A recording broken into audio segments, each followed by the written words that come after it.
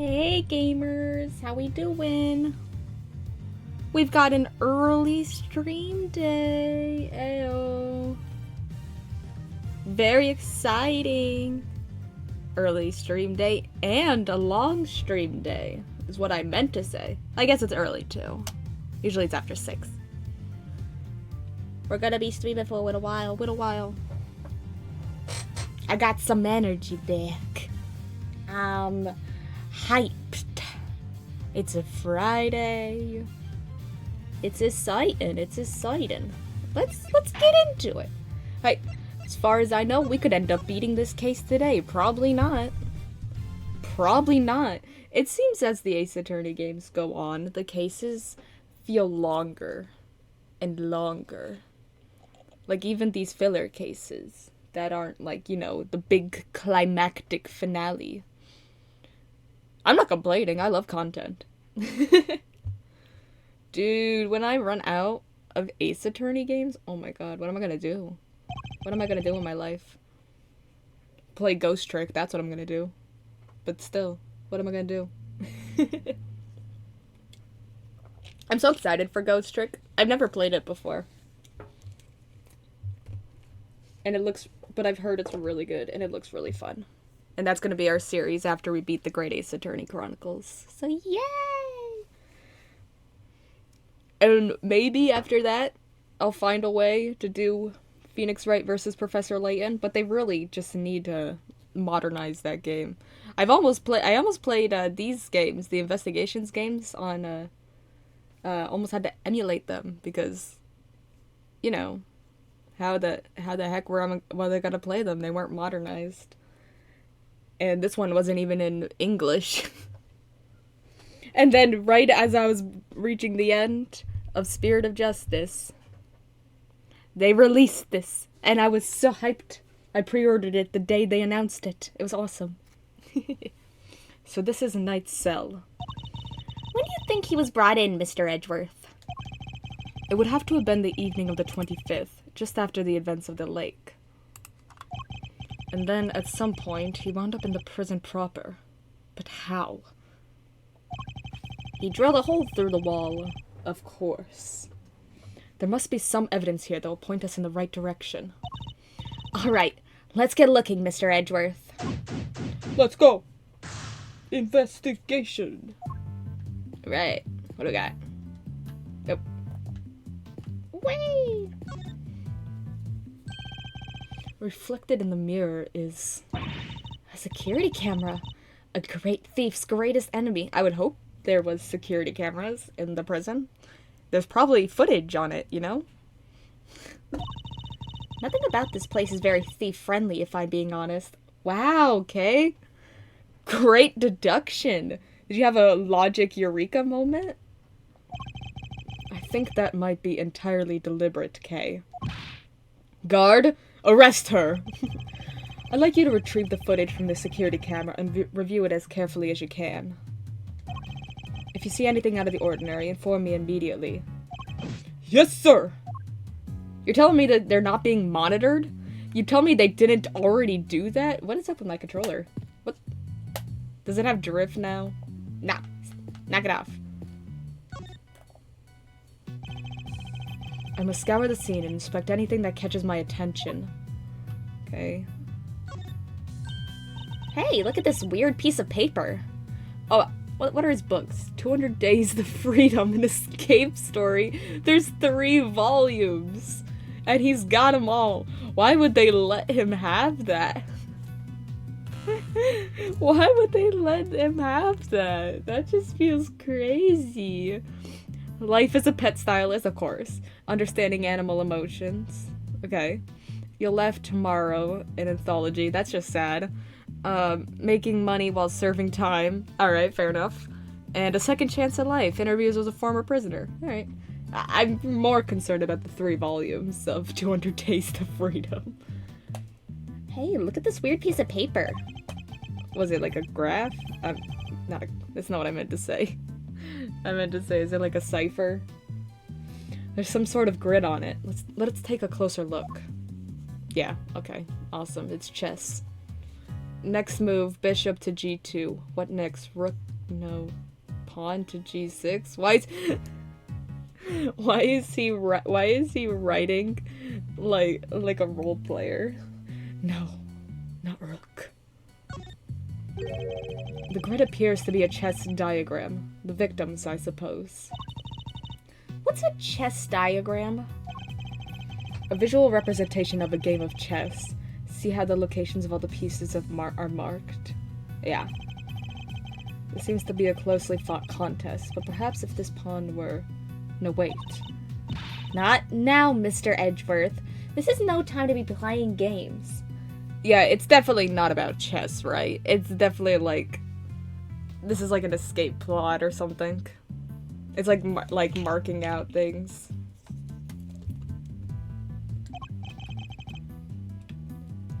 Yes, I suppose you're right. This isn't the first time I've seen this configuration of pieces. Oh, wait! It's, oh, Canis. Canis? I don't know how to say his name yet. His chess pieces were definitely aligned like this. So he's the one I figured he's the one he's been playing chess against. But is it really chess? It was from a different perspective, but it was definitely the same game. Perhaps it would be wise to take another look at the evidence in my possession.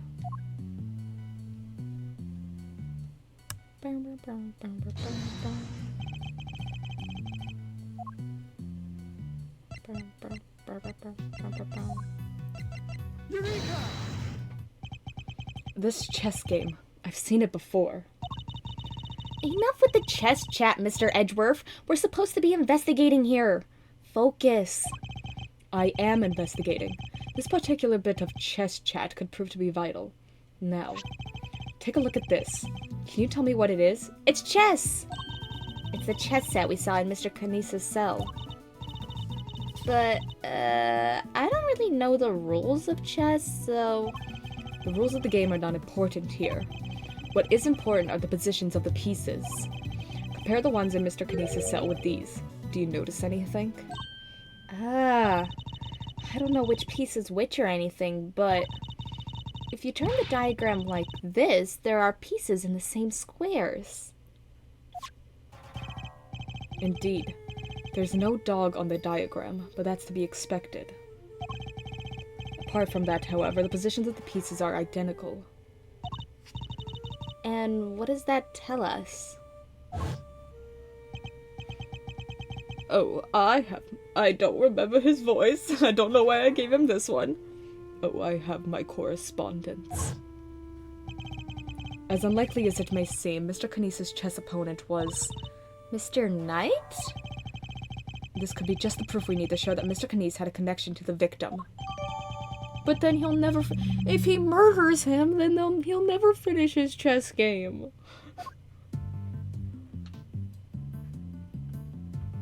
Nothing to say. Okay.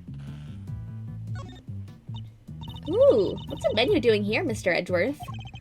It seems that those held in the detention center are able to choose what they'd like to eat each day. If they can afford it, that is. Damn.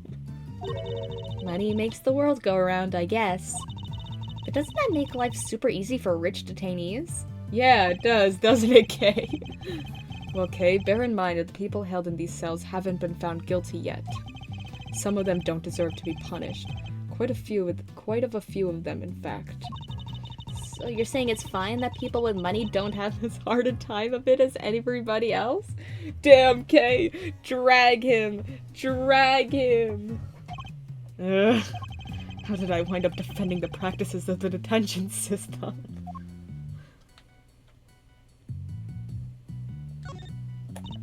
Wow, that's a lot of books. Let's take a look. You'll Laugh Tomorrow, an anthology. Understanding Animal Emotions. Life as a Pet Stylist. Maybe there was more to Mr. Knight than met the eye. Sadly, I don't think these were his. They were likely specially selected and placed here for the detainees. They chose these books! I would like to talk about the trilogy. With the hope that they would want to better themselves during their time here. A Second Chance at Life, Interviews with a Former Prisoner. These books appear to have been written by current model prisoners and former inmates. Oh, I like the looks of this one. 200 Days to Freedom, an escape story. And this one too. Making money while serving time. This facility may have more deeply rooted problems than I thought. Oof. Reach your hand in the toilet. The bowl is nice and spotless. You're a freak, Edgeworth. And there are no signs that the toilet paper has been used. Everything seems to be in order with this toilet here. Thanks, Edgeworth. What? Are you serious? Why? What's wrong?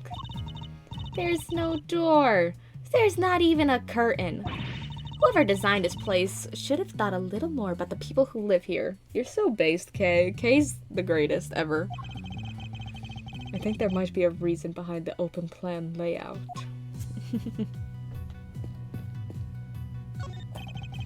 A standard barred window. No signs of it having been tampered with. I don't think there's any chance our killer escaped through here. Aha! Must remember to bring something to saw through iron bars with. As they say, fail to prepare, prepare to fail. Glad I got the chance to scope this place out. Okay, Faraday. Okay, we're investigating a crime scene and not preparing for your eventual escape.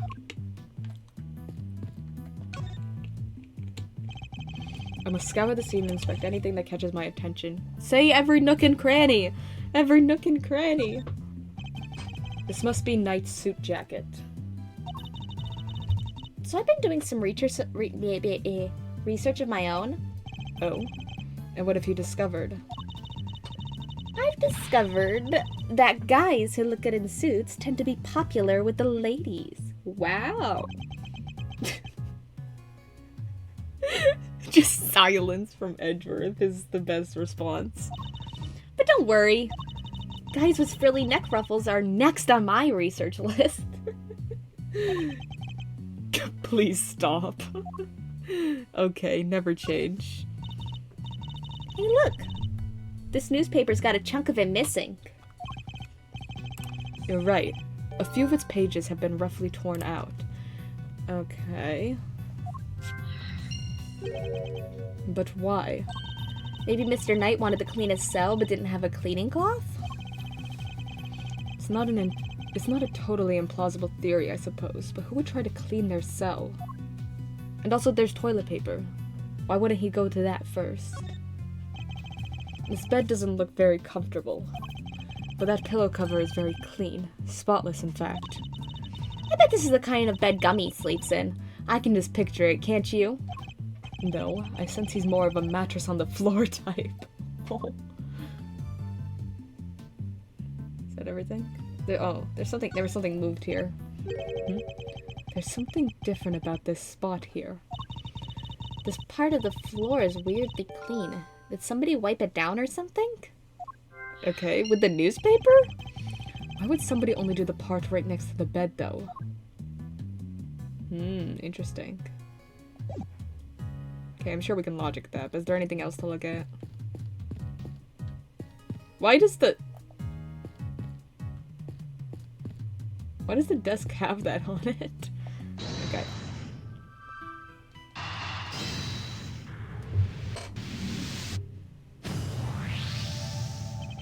This part of the floor has been wiped clean. Maybe he spilled some grape juice? They don't allow grape juice in prison, Kay. Not after the incident. Who knows? But we can certainly imagine what he used to do the wiping. The torn out pages of that newspaper. Why wouldn't he just ask a guard for a cloth or something, though? Or use the toilet paper. Perhaps he didn't want anyone to see what he was wiping up. Okay. Yay! I think we've about exhausted this cell. We've made significant progress by establishing a connection between Mr. Knies and the victim. This is bad, sir! Is that the guard? The security camera footage, sir. I watched it, and it shows how he escaped. What is it? Can you show it to us? Yes, sir. I have a small playback monitor with me. What are you waiting for? Let's see it. Okay. Yo, it's animated! 6:42. Oh. Oh. What the hell was that? Is that Black thing. It's that dog, right? In this cell? Until now, our assumption was that the crime had taken place inside the prison proper. Because Frank said he saw it in the workroom. Interesting. He saw that anyway in the workroom. So was it recreated or... Interesting. But it seems that assumption may have been wrong. So was it blood that got wiped up? Knight had actually been attacked in this location. The holding cells? Take that! Right here in the detention center. And the perpetrator was indeed Mr. Kinesis' dog. This is just the evidence we need. Footage of a detention center holding cell showing the victim being attacked by a dark form. And if this is where Knight was actually murdered... Can I watch the video again? No. Then one of the pieces of evidence we found here in his cell takes on a whole new meaning. If Knight's cell was the crime scene, each piece of evidence takes on a new significance.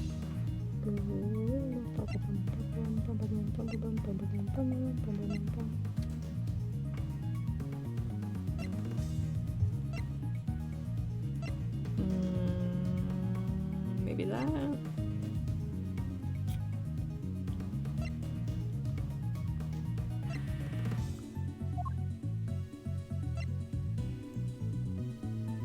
Maybe that.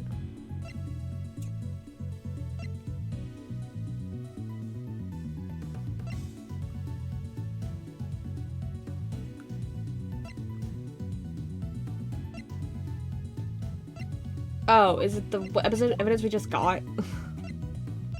Take that! The floor of Knight's cell was wiped clean, presumably to remove something. Could that something have been his blood? Thank you, officer. Would you mind doing me one more favor? Name it, sir. Arrest the dog! There's a detective by the name of Gumshoe somewhere in this facility. I need you to give him a message. Tell him to have this cell tested for traces of blood and to report the results to Edgeworth. Get the luminol!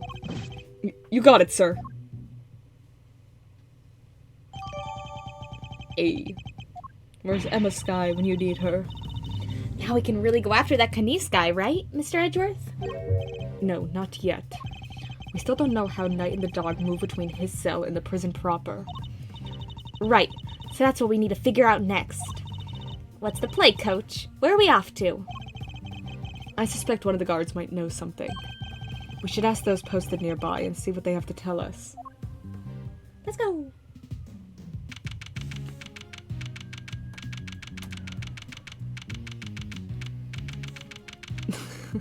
An actual cop car just drove by the house, and it took me a minute to figure out if the sirens was coming from the game or real life. Oh no. Okay, time to get asking. Huh?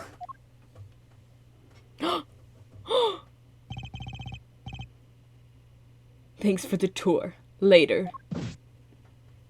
Oh my god. It's him! Well, Mr. Prosecutor and his little friend. I didn't expect to run into you here. Must be my lucky day. This is Agent Shilong Lang of Interpol. He was in charge of a case I worked on 2 weeks back. I forgot how close these two games were together. I thought he had gone home to Jiangfa after that. But here he is. You had some business to take care of, I take it, Agent Lang? You could say that. Nothing that need concern you, though.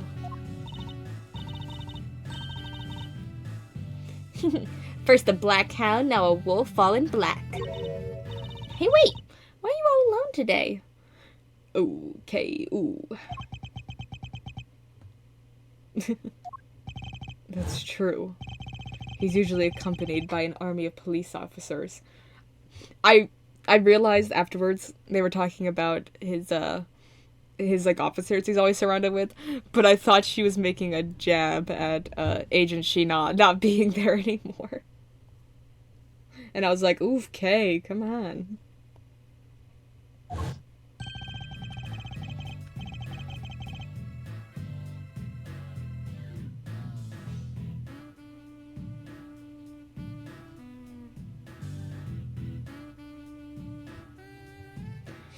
I hear you were at it again a couple days back, sticking your nose into things.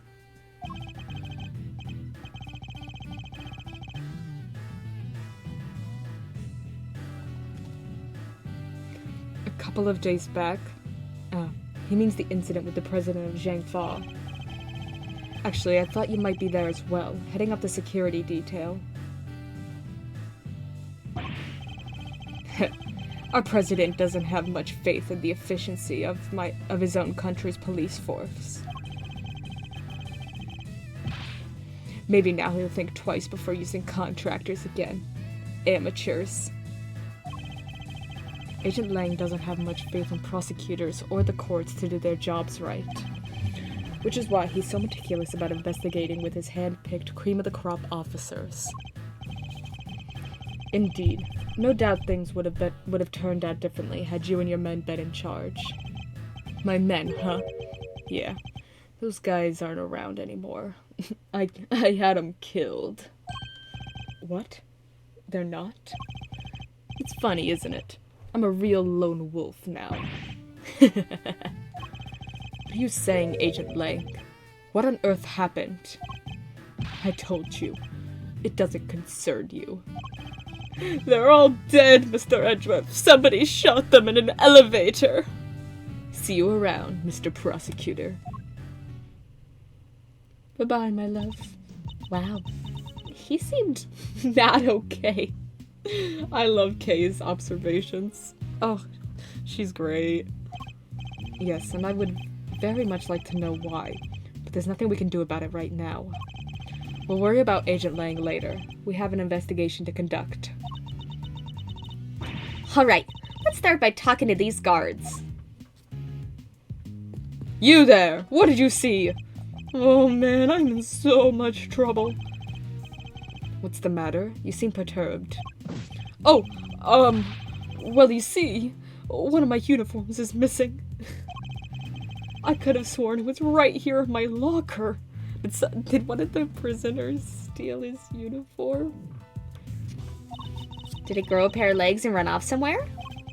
Where in the world did that idea spring from?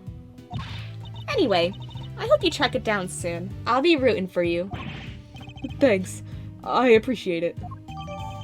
Stolen from guard's locker, the detention center corridor on March 26th. It's been days.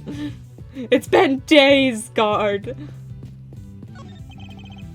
I was wondering, have you seen an enormous black dog wandering around here recently? That thing? No way. If I had, I'd... Well, let's just say I'd be a lot more nervous about standing guard here. So, do you and this dog have some kind of history or something? Now, Kay. You should know when to let sleeping dogs lie.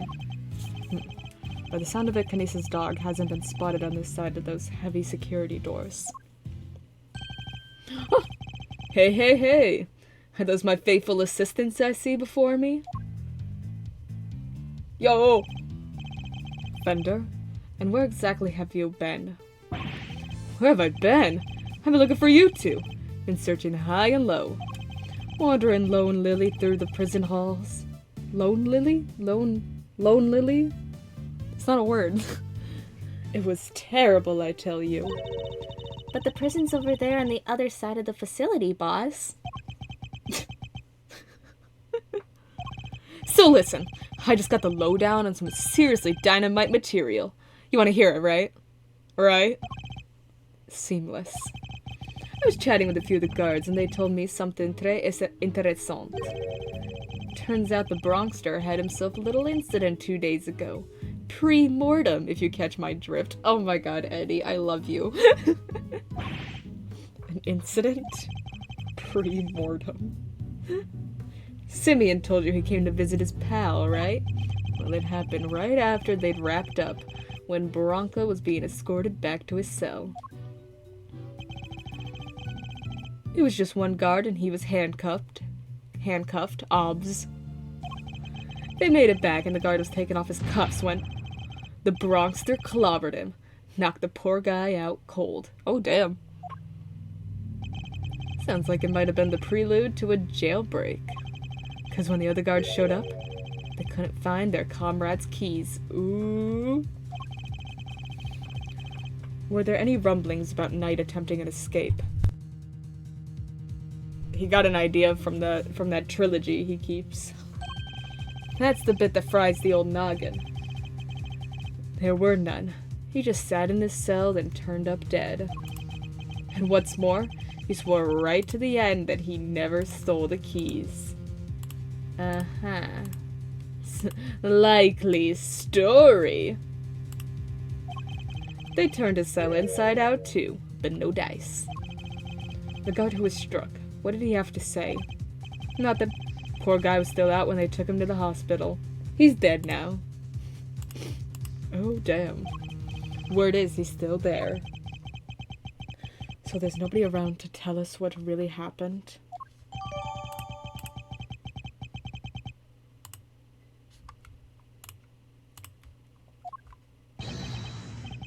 What the? It's you losers! Who's... It's all we need.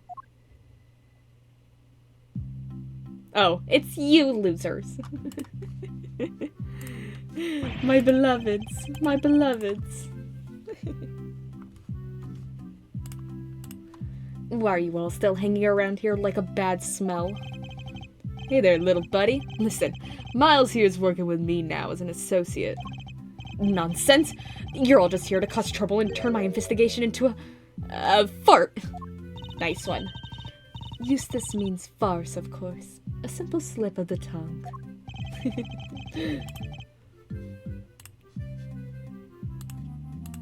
Seemed like a reasonably apt choice of words to me.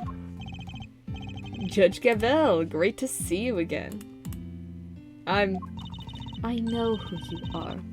You are Simeon Saint's attorney. Guilty as charged. Now that we've broken the ice, how about a friendly... Or not, I'm totally cool either way. Now, did I hear you correctly? That Mr. Edgeworth has joined the defense team? Yep, and me too. We're officially employees of Edgeworth & Co. But a prosecutor is a public servant. You would draw your sword on the goddess to work for personal gain. It's not a problem if I'm not getting paid though, correct? Exactly what he said. Miles here's just a volunteer. We're all about the pro bono stuff here at we're all about the pro bono stuff over at Edgeworth & Co. I love her hair so much. It's so cool. How wonderful. So you all work without reward. The goddess would surely approve. Yeah, I'm just a regular philanthropist. Judge Gavel, I was hoping to ask about the grounds for Simeon Saint's arrest. That information is on a Is that a challenge I hear? Oh, Eustace, my beloved. No, I was just asking Judge Gavel. I'm always ready for a little verbal combat to show you what it takes to be a real winner. How is it verbal combat if you won't let me speak? Still, this could prove useful. Fine. We'll do as you suggest. Now, if you could begin by telling us why Mr. Saint was arrested. Oh, okay. There will be no need for that. Oh. I think she said, Eustace, we should... Yeah, Eustace, we should... Not now, Gavel. Watch and wonder. As I put this pathetic prosecutor in his place, he's gonna run rings around me. I think you meant to say that she would be the one running rings around me. And I will. So badly that your ears will be ringing. Prepare to be humbled, Edgeworth. Yo, let's go! Reason for arrest. So you want to know why I arrested that man? It's simple. Simple! I found evidence. Evidence of him all over that thing. How's that for some winningly incontrovertible conclusive proof? Yes. And who saw the truth first? Why, me, of course. Winner by name, winner by nature. Where do I even begin?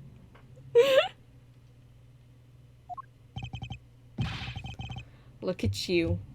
Utterly lost for words. In the face of such mastery. I'll take your silence as yet another win. Honestly, does he ever shut up? You said that you were the one who arrested Mr. Saint. But do you even have the authority to do so, Mr. Winner? Well, obviously, it was the police who actually arrested him. Of course. But I told them to do it, so I think I can claim the credit, don't you? Of course that's what he meant. This is clearly going to take a while. A shame, really. Given that I'm much more interested in what Judge Gavel is silently thinking over there. Alright. Let's start pressing. His music. I love his theme. It's so silly. I need to add it to my stream playlist. Hold it! I'm just checking, but you do know who it was you arrested, correct? Is this some kind of joke? Of course I know who I arrested. It was Simeon Saint. Good to know he remembers that much at least. I had rock-solid grounds for arresting Simeon Saint. Oh, he changed it! I had rock-solid grounds for arresting Simeon Saint. First-rate reasons. Simple. Simple. I found evidence. Evidence of him all over the thing. Well, that's... Hold it! Yeah, this is the obvious one we have to press. Evidence of him was all over that thing? Could you be a little more specific, Mr. Winner? Do I really have to spell it out for you, Edgeworth? I'd hoped even you could put two and two together. Stop messing around. The onus is on you to provide a comprehensible testimony. Come now, Eustace. I'm sure Mr. Edgeworth and his friends would be very interested to learn how you cracked the case. They certainly look keen to hear about it. Fine, if you insist. I'll fill in the gaps. Brace yourselves, because this is going to blow your tiny little minds. I bet you didn't even know, but the victim had, wait for it, a chess set with him. And that chess set was covered in the fingerprints of a certain Mr. Simeon Saint. That's because he handed it to him. That's because he handed it to him, Eustace. Hey, that's not evidence. That's not evidence. Praise be to the goddess of justice for the insight she offers. And congratulations once again, Eustace. At least it's accurate to how people get arrested in the Ace Attorney universe. Like, yeah, he would be arrested for that, huh? You would not object to Eustace amending his testimony, I trust, Mr. Edgeworth? No, by all means, please do. Mr. Saint's fingerprints were right there, all over the victim's chest. Yeah, we'll come back to that. Hold it! We'll come back to that. The only incontrovertible fact here is that you don't know how to give a proper testimony. What are you talking about? It's not my fault if you can't keep up. Little bounce. Perhaps I could be so bold as to offer some additional details. The only fingerprints found at the scene belonged to the guards, the prisoners, the victim, and Mr. Saint.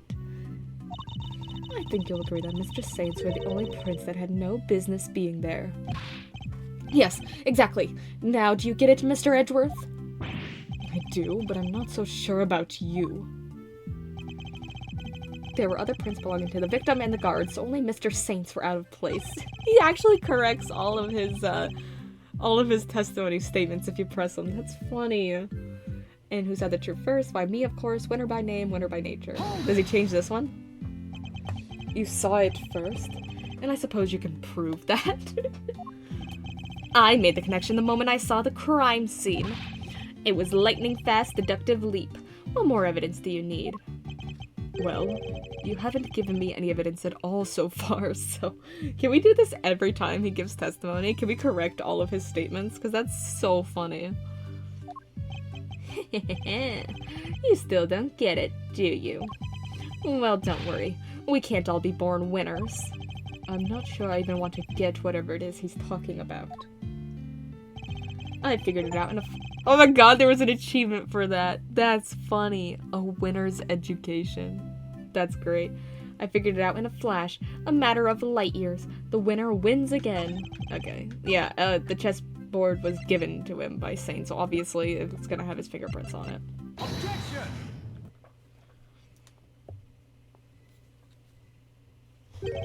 So the fingerprints on the chess set are the ace up your sleeve. That's all you have.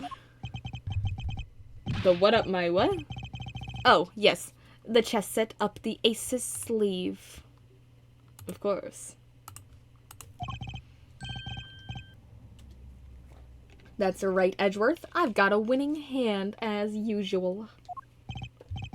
Only your winning hand is a busted flush. Damn! For you see, it was silly and Saint who brought that chess set to the victim in the first place. Therefore, it's only natural that his fingerprints are all over it. Like, if here's the thing. If his fingerprints were found anywhere else in the workroom, that's good evidence. That's solid evidence. That's worthy of the arrest. But on just the chess set, even if it was, like, just the chess set, huh? That took a while to sink in. In conclusion, those fingerprints aren't proof of anything, and Mr. Saint's arrest was premature. Premature? The incident took place here within the walls of this facility, and being neither a guard nor a prisoner, it makes very little sense to suspect Mr. Saint. Oh. Now what? I think you might be the premature one here, Edgeworth. And to think you were the one accusing me of being hasty. Did he only just work out what that word means? Sure, I identified Mr. Saint as a suspect faster than pretty much anybody else. And I won the race when it comes to picking out the crucial evidence, too. I'm quick on the draw, you see. But hasty? Not at all.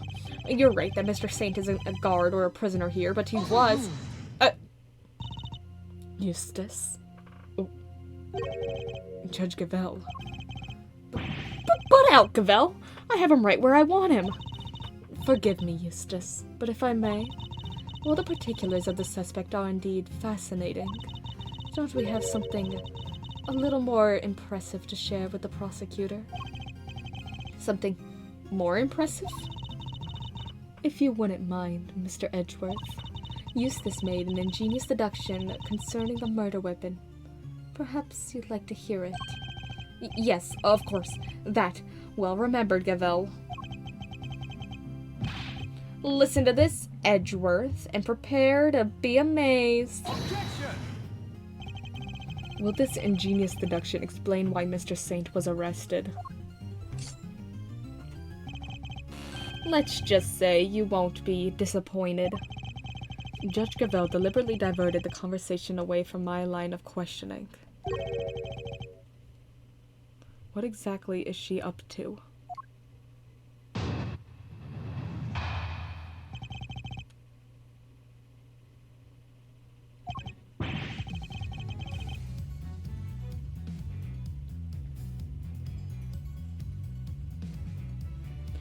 Fact 1.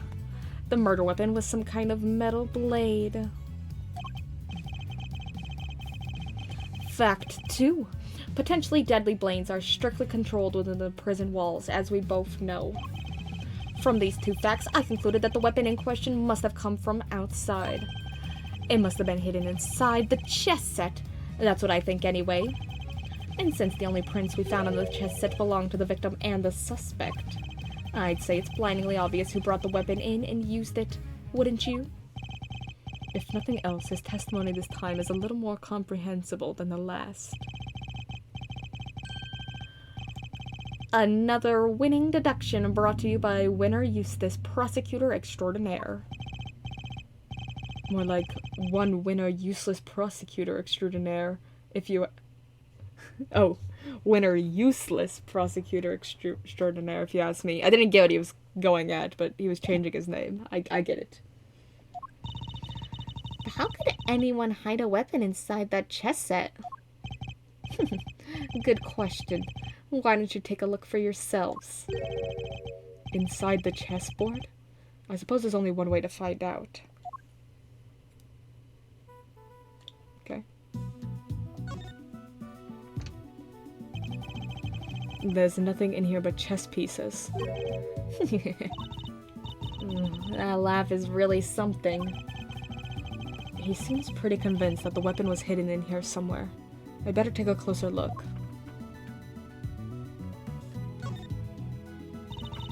These are chess pieces, right? I've seen the ones you have in your office. So how come these are black and white?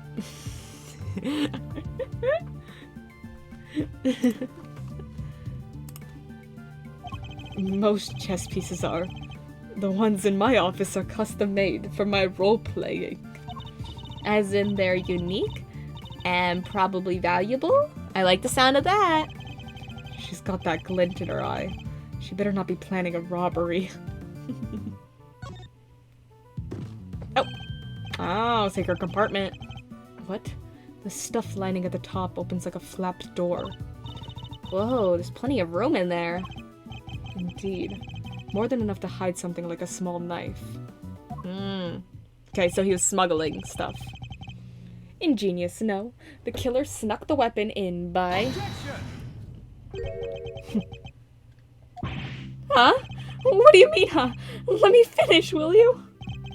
I fear you've not been listening, Mr. Winner. Or perhaps you've simply forgotten. The detention center is outfitted with a security gate. Huh? I mean, yeah, and? The security gate also acts as a metal detector, Eustace. We must pass through another one on the way into the prison itself, remember? Yes, that's right. Of course I remember. He definitely didn't. It would have been impossible to smuggle a metal blade through a gate and into the facility, which would seem to blow a rather large hole in your reasoning, Mr. Winner. Overruled. Something was definitely smuggled, though. I'm curious what it was.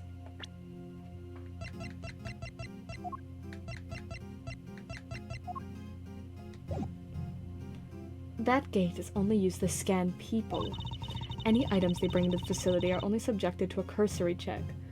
You'd think they'd be a bit more thorough when you're giving something to a prisoner, but okay. Are you telling me that the chess set wasn't put through the metal detector? It should have been, unless it seems the guards have grown a little lax in that regard of late. Okay. Okay. Very good.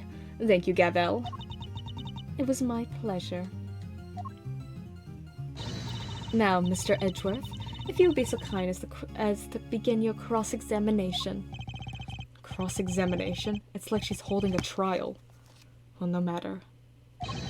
Let's see how well this ingenious deduction of Mr. Winner's holds up, shall we?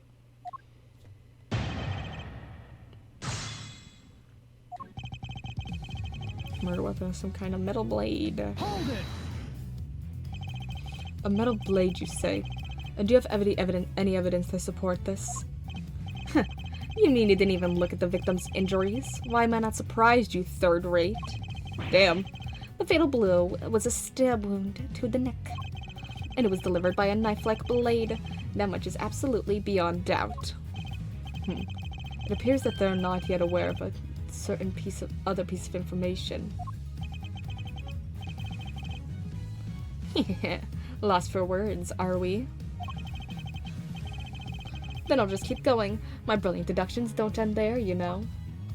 I'm not sure if this is correct. Okay. Wait, I wanted to go back. Yeah, okay, I didn't change it. I'm not sure if this is correct, but we'll try it. Objection. No, it's not.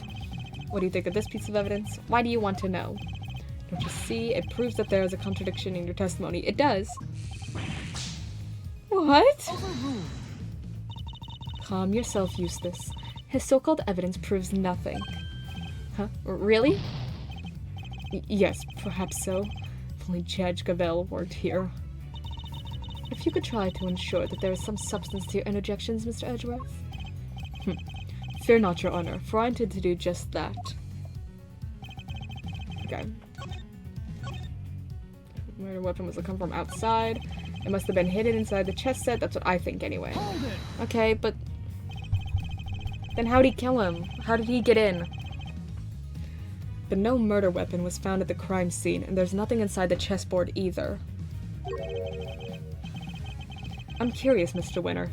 Do you also have thoughts about where this weapon might be? The perpetrator must have hidden it somewhere in the prison. Is there a problem with his claim? Yes! What is he on about? They hid it somewhere in the prison? That seems unlikely. They checked every square foot. In fact, I can prove that's not the case. Do we have that in the evidence? Because I know we've said it. Yeah.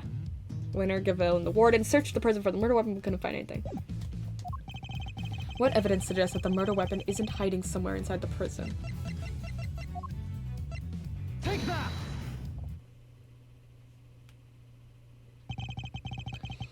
You were a part of the search. I'm starting to worry about your memory, Mr. Winter. Didn't you and the good judge search the prison with Warden LaGuard? And didn't you fail to find a likely murder weapon? Oh! The mark on the face. Well, yes, but I guess we just missed it, that's all. Wow, way to undermine yourself. You're saying your search wasn't entirely thorough? You, the so-called winning rookie? Stop making fun of me! Oh my god! She just gavel animationed us! Eustace.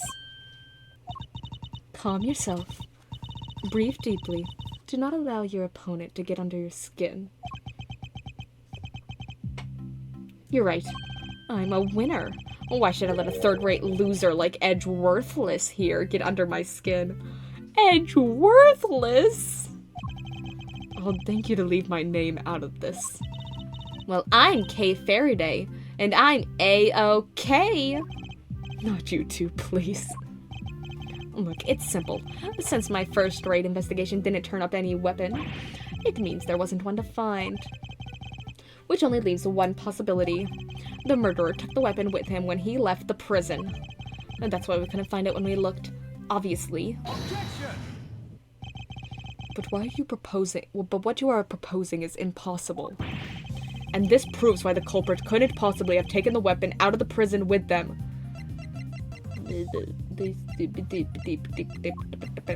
Wow, scurry. More memory trouble, Mr. Winter? Now you're forgetting things you yourself said. Are you making fun of me? Again? Oh, so you remember what I said. But perhaps you might have been better served by remembering this. Oh, damn. What's that? Oh my god. Somebody fix his goldfish brain. Wait, does he seriously not remember? It would certainly seem that way. There's a security gate at each of the entrances to the detention center and the prison proper. Coming from the prison, anyone leaving the facility would have had to have passed through both of them. 2 gates, both fitted with metal detectors. Oh, wait. Now I remember. Looks like he got his memory back. So as you can see, there is no way anyone could have taken a weapon out through both gates. And therefore, there is no way the murder weapon could have left the building.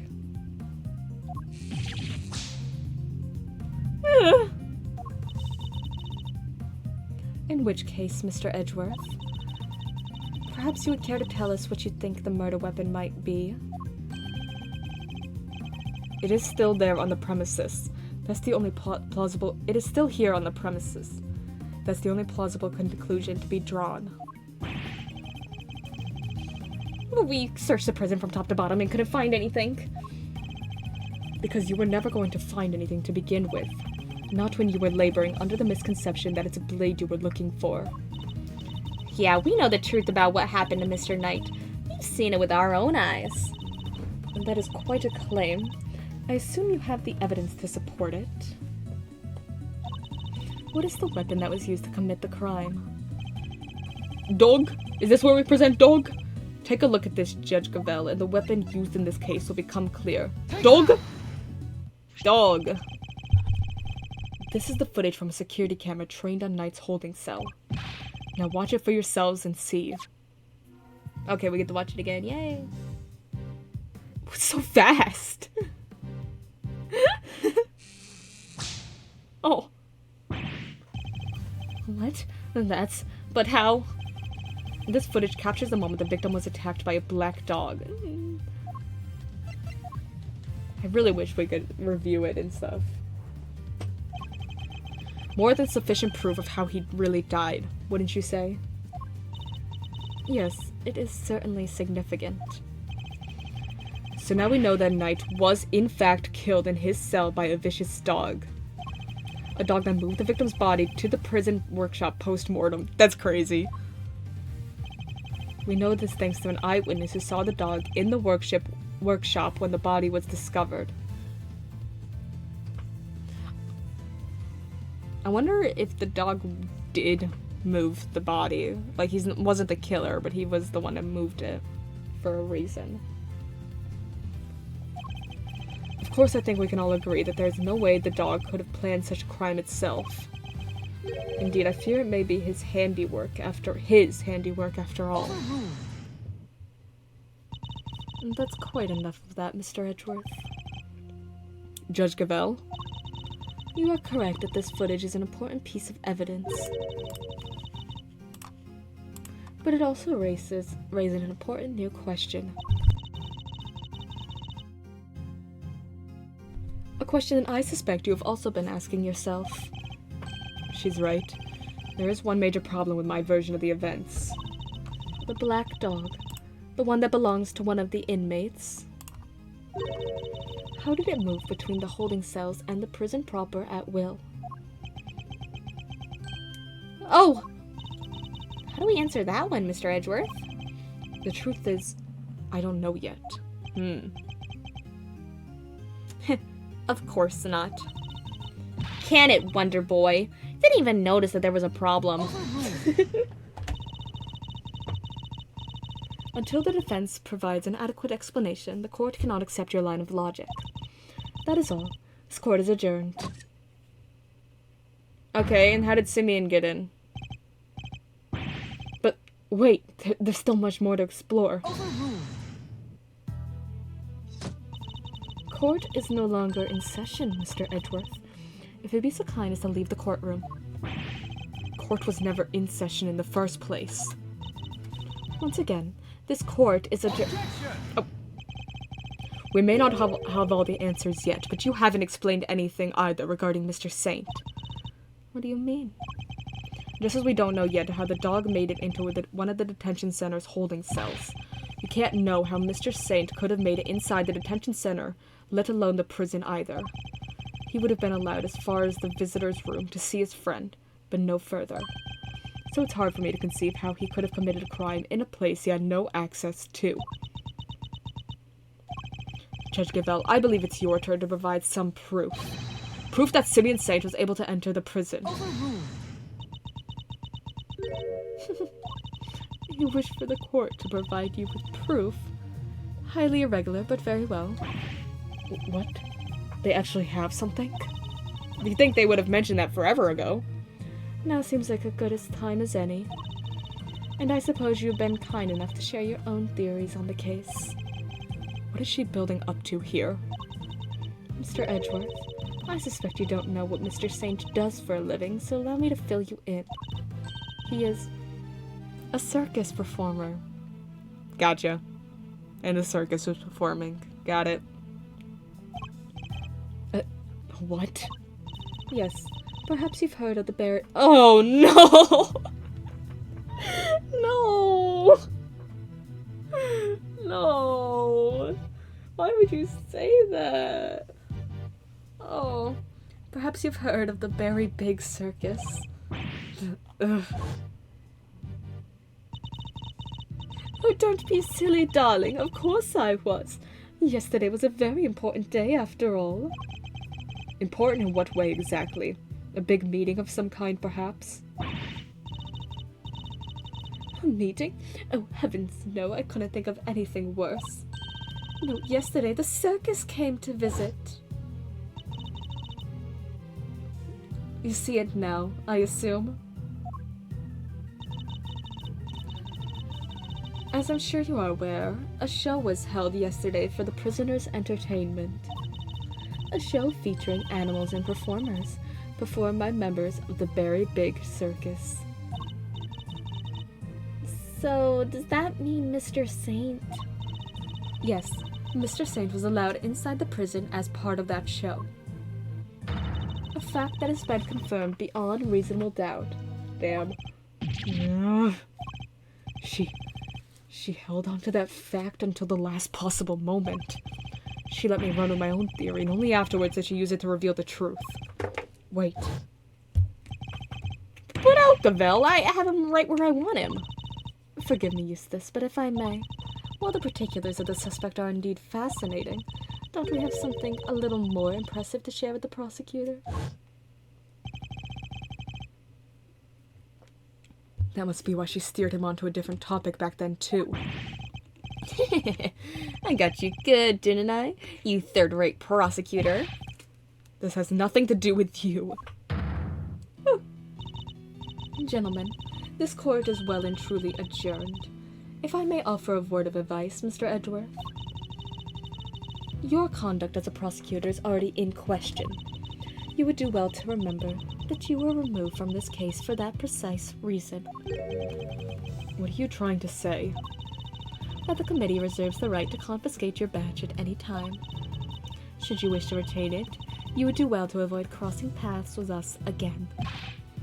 Is that a threat? The goddess of justice is compassionate, Mr. Edgeworth. Oh. But she is not endlessly forgiving. Oh, and one last thing. You are no defense attorney. Abandon this foolish pretense. I just want to be like my papa. My papa. Thank you for your concern. But I do not abandon anything. What I start, I finish. Well, do try to remember that the two jobs are not one and the same.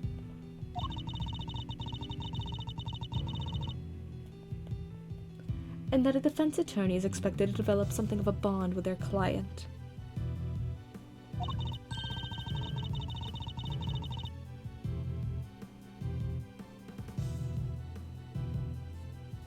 Next time, finding out your client's real occupation might be a good place to start.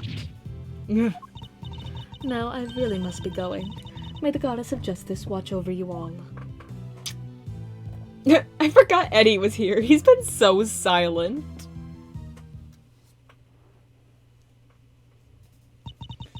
So Simeon lied to us. Not just you two. Guy took me for a ride too. What's his deal? Whoa, whoa, whoa! You're not having second thoughts about all this, are you, Milesy boy? Sure, Judge Cavell is a tough cookie, but that doesn't mean you can just give up the ghost. The defense never rests, as a wise man once said, and that goes for associates too. Don't worry, Fender, I have no intention of resting. Nevertheless, our assumption that Mr. Saint couldn't have entered the prison has been proven false. Which means we'll need to restart an investigation from square one, I'm afraid. Damn. Damn, damn, damn.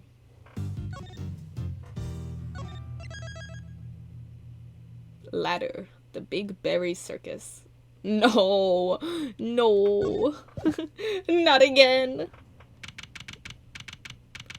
You monster.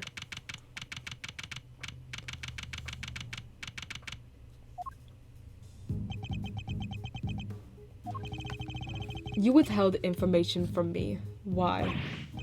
I didn't withhold anything, or at least I didn't mean to. Okay, so you are a member of the Berry Big Circus, right? No, I mean yes, but no. I'm not really a member. I'm still new. That's irrelevant. You're still a member. Oh, he died. You killed him. Let's try this again. Why didn't you tell us? Because it would have looked so suspicious. Me being a performer in the circus show, and me being friends with Bronco.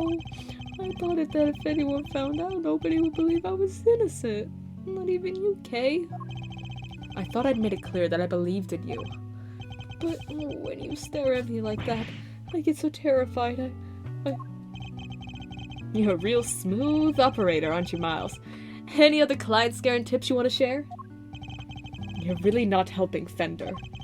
And at this rate, it sounds like we really will need to question him about everything all over again. So, what do you do at the circus, Simeon? I'm an animal tamer. Kind of. I'm still learning the ropes. That's so cool. Do you get to train lions and tigers and bears and stuff? Oh my. Lions, tigers, bears? Oh my, no. I work with this little... No! No! Not... What was his name? Money? Money, I think. Not Money. I work with this little guy. Looks pretty tame already to me. Edgeworth, watch out! Oh, so they let the monkey in? So you're not exactly a tamer. More like one of those old-timey organ grinders. Oh, wait, that's cute, though. Not now, Money. I'm trying to... Oh, you little scamp. That's cute. Oh, that's fun. Something tells me it's the organ grinder who's being monkeyed around. Aw. When we spoke to you before, you said you worked at a company. I was telling the truth. Oh, look how sad Money... Okay, Money's growing on me. He's growing on me. I was telling the truth. The circus really is a company. We all have titles and everything. The ringmaster's the CEO, and well, I guess you call me a gopher. I even have a line manager. She's head of the animal taming department. It's part of the showbiz division. She's so... Oh. No. Dude, the flashbacks I just got from this music. No. Oh my god. She's such an inspiration. There isn't a creature in the world she couldn't convince to do her bidding. Regina? Heh. Even Miles here? I like to see somebody whip him into shape. Francisca's not here right now, and it's probably for a good thing. She'd probably have a trauma response. I am not some kind of creature, Fender. So this line manager, was she working with you on the show? Yeah, it was just us two. It wasn't all that big of a job compared to what we normally do. She's usually the one performing on stage. I just do all the monkey work. But I did have a bit part this time. So only 2 members of the circus are relevant to this case. Oh good, we won't have to see the whole circus. Alright, talk me through your movements here at the facility. Sure. I came to see Bronco at around noon 2 days ago. And that was when you brought him the chess set? Yes, and that same evening I started work on setting up the stage in the yard. It was so hard. I had to haul everything in by myself over multiple trips. They let us use one of the rooms in the prison for storage. Workshop A, I think. Workshop A, when Knight's body was found. You mean your boss didn't help you? Oh, no, I could never ask her to schlep all that stuff around. Well, like I said, the monkey's work's my job. Once it was all set up, we did a run-through, and it must have been midnight by the time I left. The next morning, I was back and ready for the show, which started at 8 a.m. Then we performed till 10.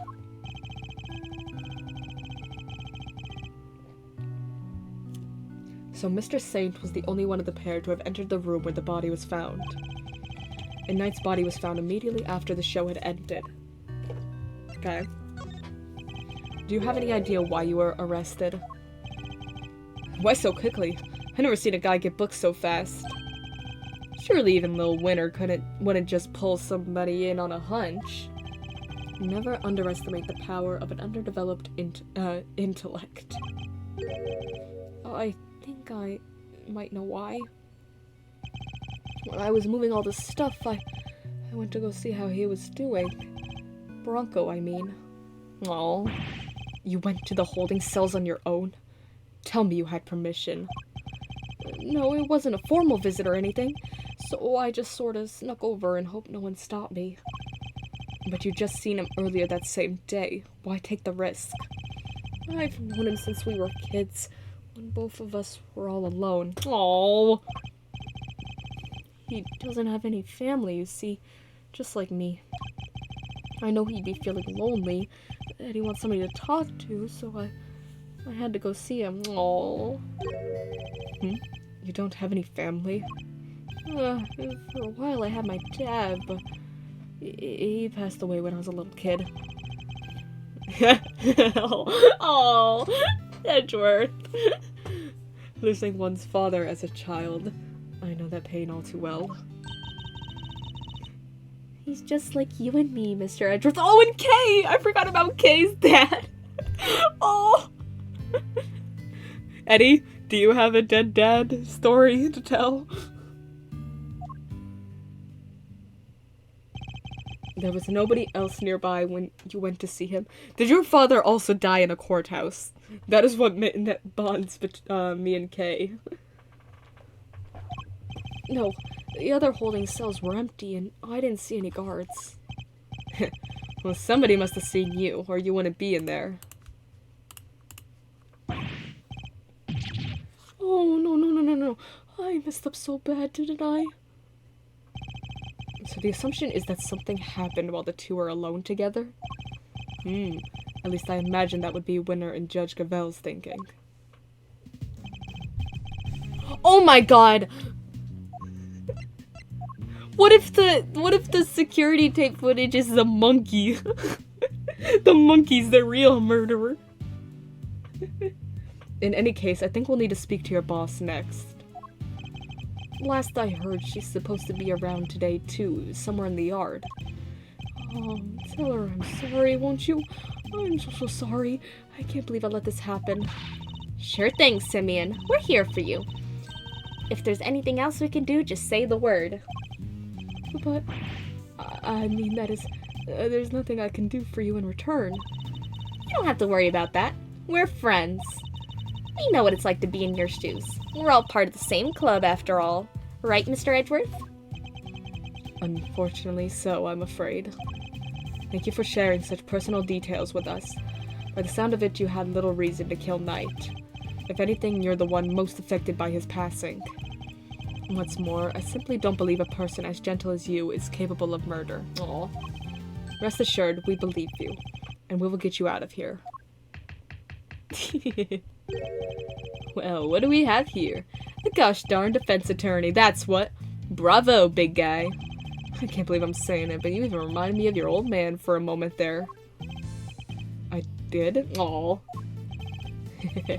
From the Book of Gregory. An attorney is a friend to the friendless. Simeon, me bucko, this guy'll suffer any hardship for your friendship. Things are gonna be shiply amazing. I didn't realize Talk Like a Pirate Day had come early this year, Fender. But that's just the thing. You never know when a pirate will strike next. Anyway, kid, you want some candy? But no thanks. I don't like sweet stuff. You're lost, bucko. Uh-huh. Bummer. Write that down in the notes. He doesn't like sweet stuff. I wouldn't mind a nice ship myself.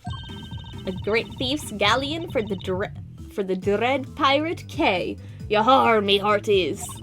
We'll sail the seven seas together and claim the greatest treasure of all, the truth. Shiver me timbers, you two will be the death of me. Come on, let's set sail for the prison yard. But no sea shanties on the way, please. Look, the shutter's open. That's the way out to the yard, I believe. We've unlocked a pathway, Edgeworth. Let's go take a look. Come on, what are you waiting for? There she goes. Someone's excited.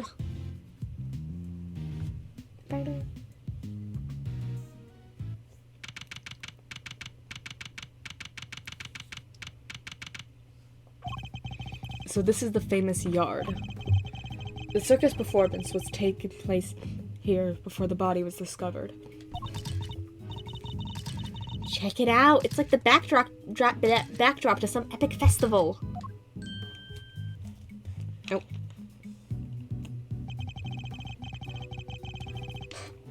Most of the prisoners were assembled here when the body was discovered. Which means that anyone who saw the show has an alibi. Okay.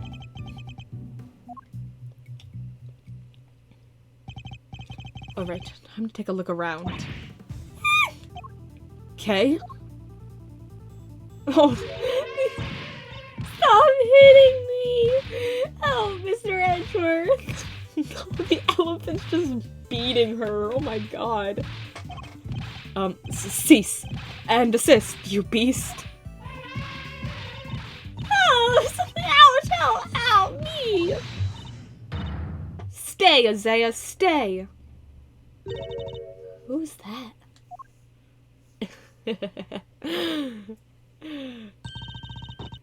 No, my god. I can't remember what voice I gave her.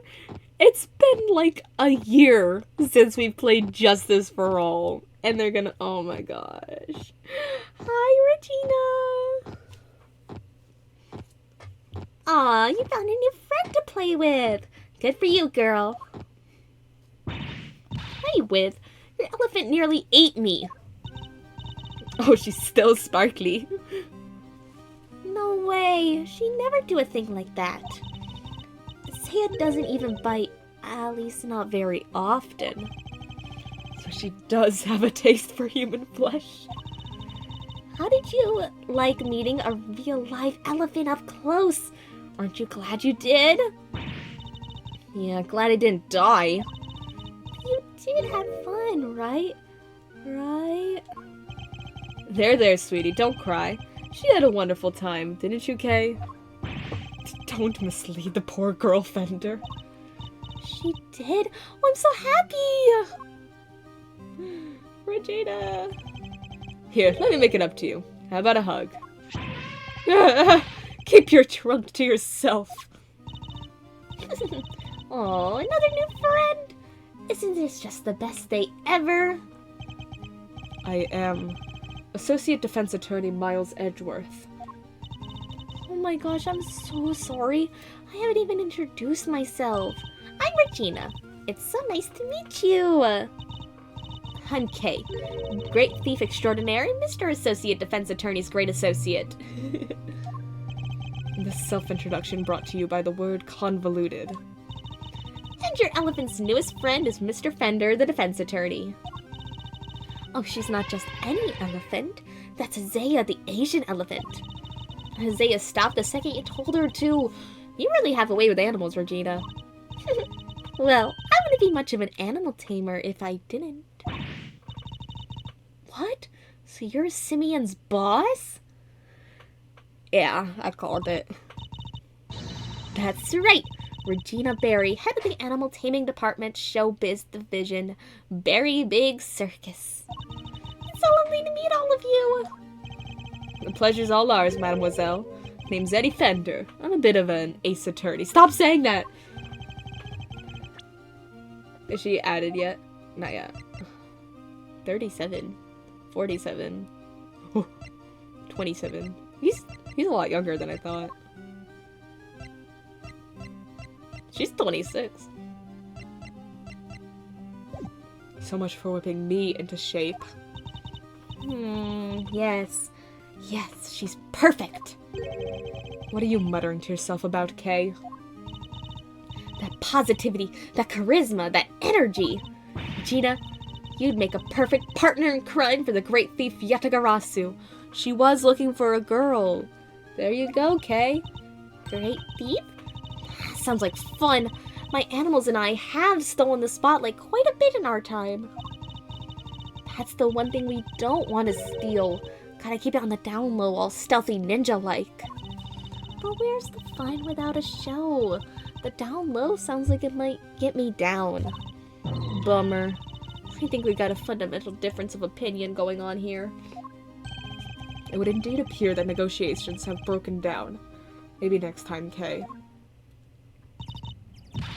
Well, Mr. Edgeworth, let's get cracking.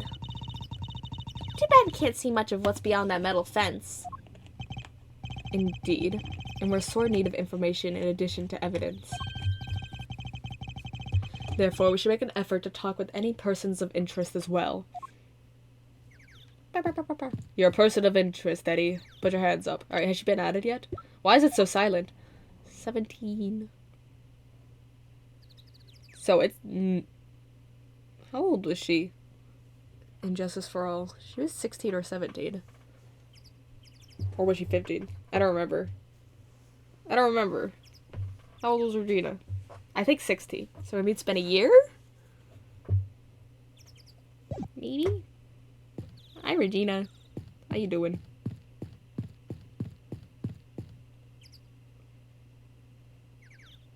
Kay, where did he come from? Bring back the music. Where did the music go? Do I need to talk to someone to bring back music? A simple, sturdily built well. Wonder if it was the work of the prisoners. Somebody's left a bunch of tools lying around. It's a long piece of rope and a pretty heavy-looking weight. Let's see, it weighs 30 pounds. Good job, Kay. You can read. Oh, and there's some pulleys, too. Kay, can you stop touching everything in sight? Aw, come on. It's not like I was gonna take anything. What exactly were they being used for, I wonder? Probably a circus act. Alright, will you give me music if I talk to you? Thank you. Mr. Attorney, sir. And how are you today, if you don't mind me asking? Today? We just talked to you earlier, Mr. Sawit. Oh, heavens. I do apologize. Ever since I came to call this place home, I've been working my interpersonal skills, you see. Hello, Reverse. Hello. In order to be as annoying as possible, I'm currently helping out with the circus show's stage teardown and cleanup. But if you have need of me, I'll do my utmost to help. Okay. Well, we'll come back to you. No, the music doesn't stay? I was just talking to him to get the music back. Thank you for the hydrate. Suck to Gina. Oh, I don't know if I want to talk to Regina. The amount of trauma I get with this music. Alright, Regina. If you're the head of the animal taming department, you must be Mr. Saint's boss. That's right. My dad founded the Very Big Circus, and then he was brutally murdered. Yeah. How are you doing? I'm doing good. How are you? She's just traumatized. Dude, yo, you can join the Dead Dad Gang, Regina. We got Edgeworth, we got Kay, we got Simeon. You were probably the oldest person. You were probably the oldest when your dad died. I think Edgeworth was like 11, Kay was like 7. Simeon said he was little, and you were like 16, 17. I'm doing as fine as I can. What time next week are you free? Not sure yet, because I have a recording lined up already with someone on Friday. So, not sure yet of my availability. But he passed away. He was murdered. I'm sorry to hear that. Maybe. It depends if I work, though.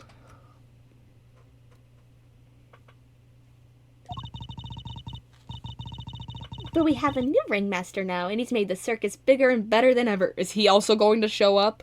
It's Mo, right? Mo took over as ringleader. He's such a nice man, and he was a good friend of my dad's too. It's Mo. Okay, great. Is he gonna be in this game though? Cause Mo, I can't do the Mo voice again. It's been like a year.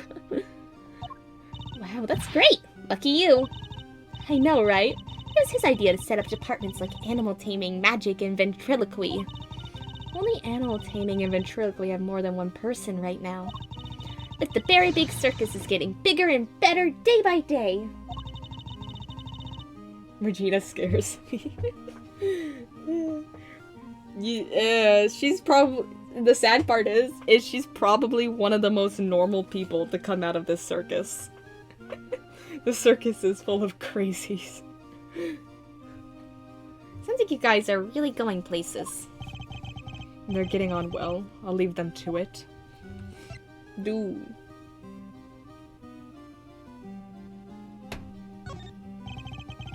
Can you tell me about the show?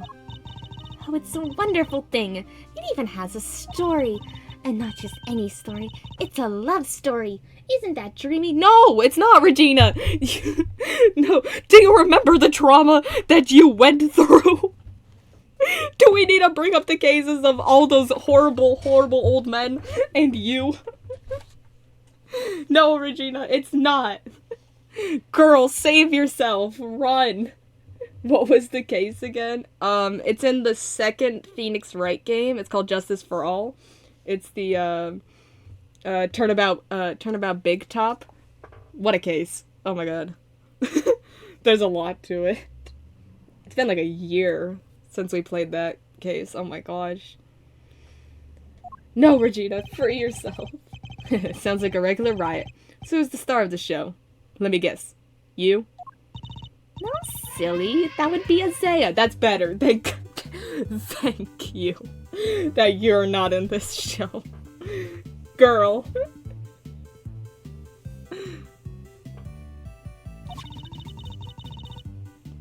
And she falls in love with none other than...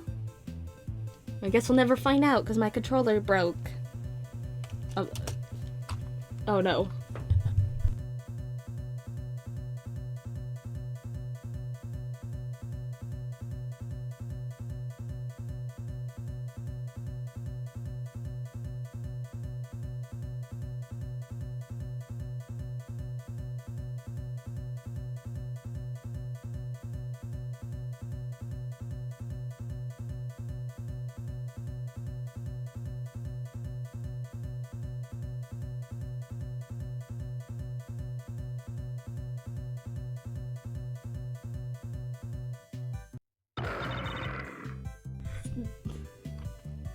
The tiger! The tag! What a... We'll never know. She fell in love with... Dude, that was the most... To be honest, that was the funniest timing of that. Am I still here? I should be good, yeah. That was funny. What a perfect timing for my computer to freeze up for the dramatic reveal of who she's in love with. Also, Regent's back! Regent the tiger! Oh my gosh.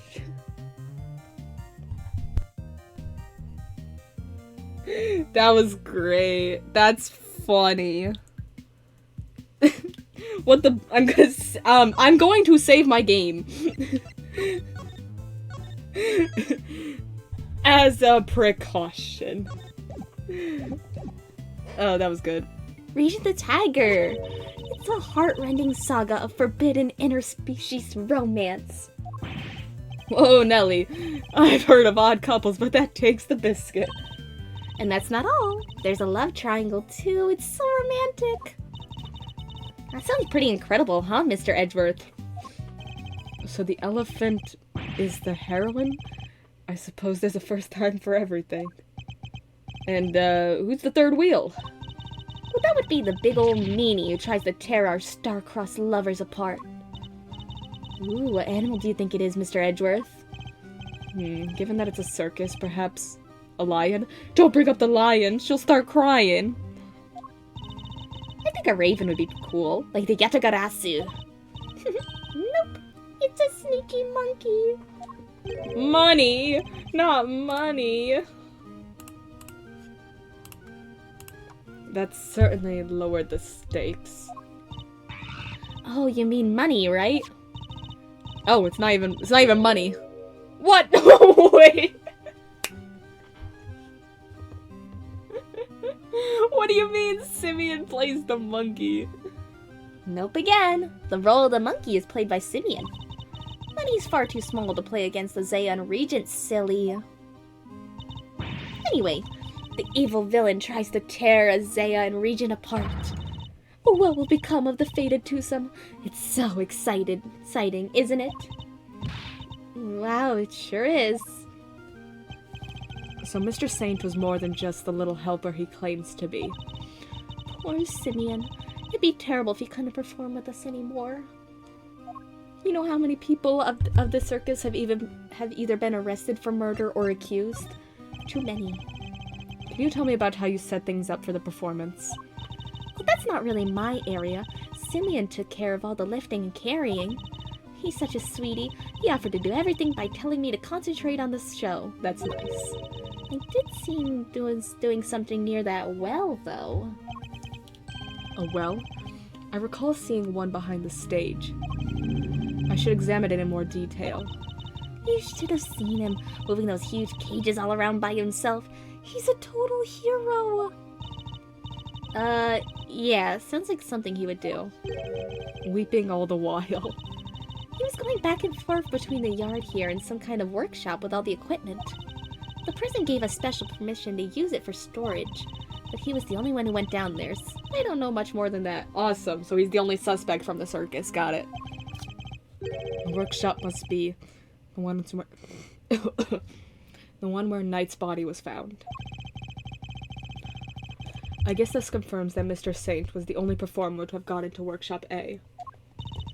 Well, this sucks. All we're getting is information that works against us. You have to help Simeon, Mr. Attorney. We're all counting on you.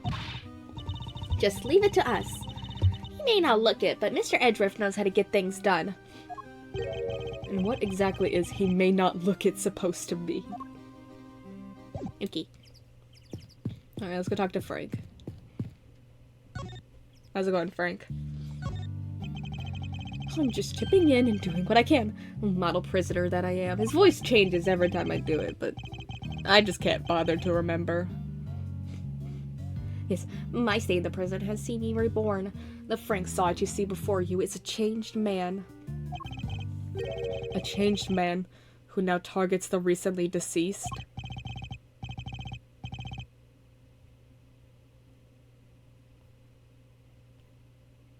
No, you misunderstand. That was just a moment of madness. A moment of madness? Ugh, you're a disgrace to all thieves everywhere. You're right. Of course I can't deny it. I still have a long way to go. As a thief?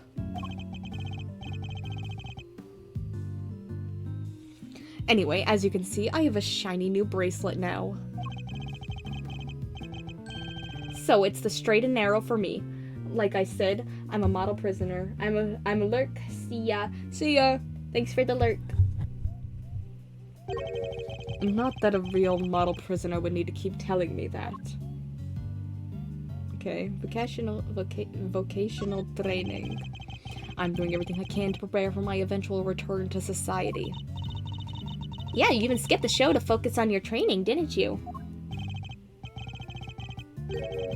That's right. Only 2 inmates were absent. Sawid and Kanice. Why didn't you tell us about Mr. Kanice sooner? That. Look, I don't think there's an inmate in this prison who'd talk about him if they didn't have to. Well, you could say he's the real one in charge around here. That's awesome. That's cool. You didn't hear from me, but, well, I guess it comes with being the fixer. The fixer? Yes, Anything you need, he can get it for you. Okay. But how does he get away with it? I'm not sure, but he's the only one who does. I heard he has a secret way of getting things into the facility. I imagine being the fixer affords Kanice certain privileges. Not that I concern myself with such things anymore, of course. I'm far more interested in perfecting my mud pack application technique. And what are these mud packs exactly? They're a special type of mud treatment, rich with minerals. It works wonders on their coats. I've been practicing on the animals here in the prison. I hope to treat them all eventually. Speaking of mud, that reminds me of a certain piece of evidence. Maybe I should try presenting it to him.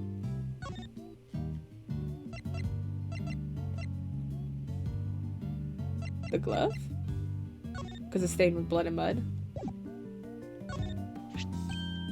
That's the rubber glove I dropped. Would you care to explain why it's so dirty?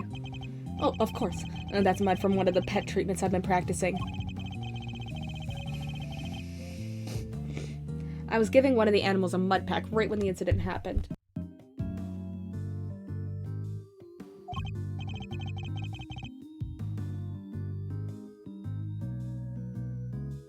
I see. Around what time would this have been? Let's see. The show had already started, so around 9 a.m. perhaps? The thing is, the more mud I applied, the more in the zone I got, and the darker the animal's fur became. There's no trance quite like the trance one enters when one slathers an animal with thick black mud. I think the stress of prison might be getting to him. Okay. I just realized that this said also bloodstained.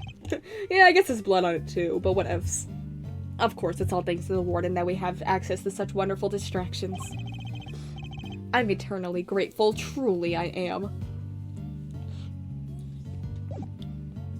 Okay.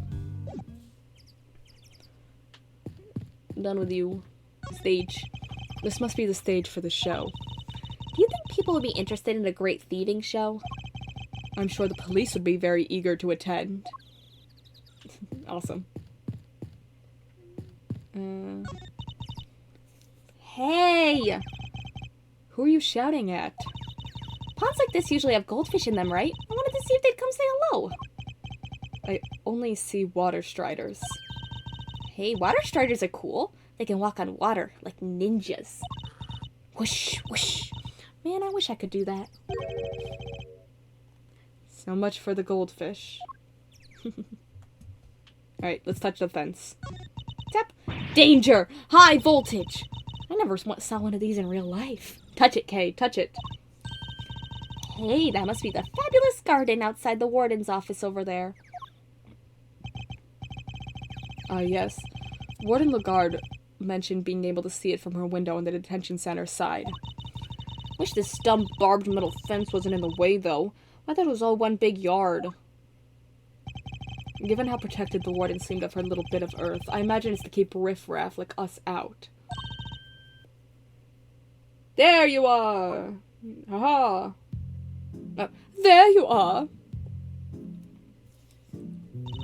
Regina Cupcake. Oh, Warden Lagarde! I've been simply dying to sit down for a chat, you exquisite little thing. Okay. Hi, we're here too. Hi! It's me, Miles Edgeworth. Do you mind if I ask a little about the prison? Oh, not at all. This place is my pride and joy, my home. Sure, it was a prison when I first arrived, and it was awful, in utter disgrace. Awful? I suppose you mean the prisoners were unruly. I most certainly do not.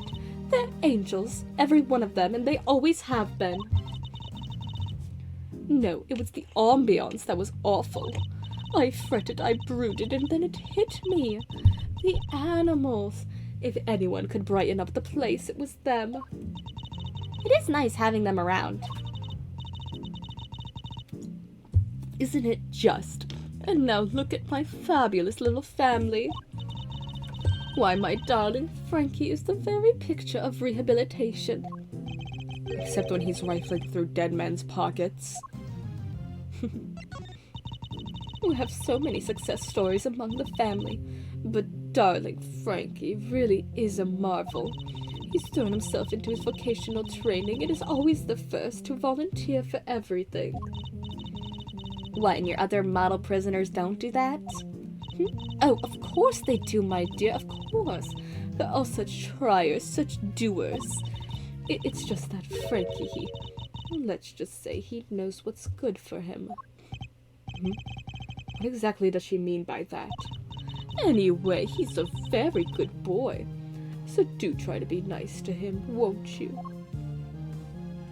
The very big circus. Loud soaring music, great leaping animals. The very big circus truly has it all.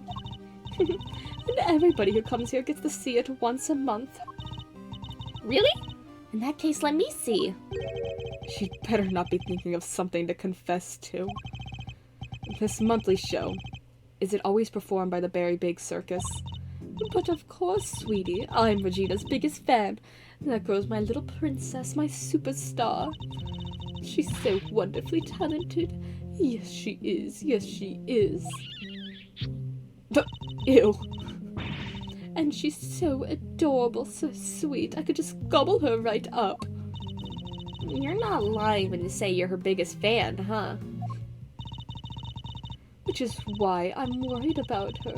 So worried. It's all because of poor Simeon, you see.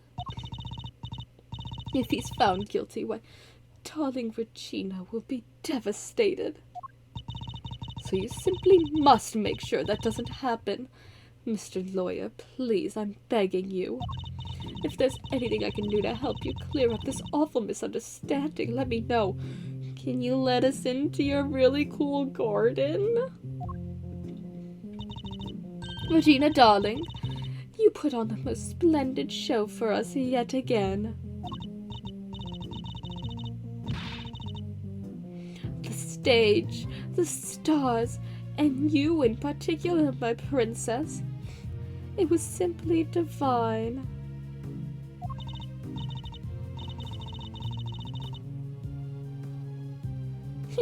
That's so nice of you. I hope everyone else who watched enjoyed it too. About that, dear, I'm afraid I have something awful to confess. There were some absences, you see. She must mean Kanisin saw it. We were 3 members short. Ooh.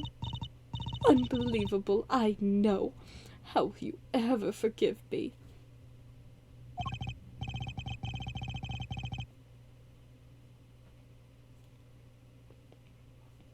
I'm sorry, but you're saying 3 inmates didn't attend the show?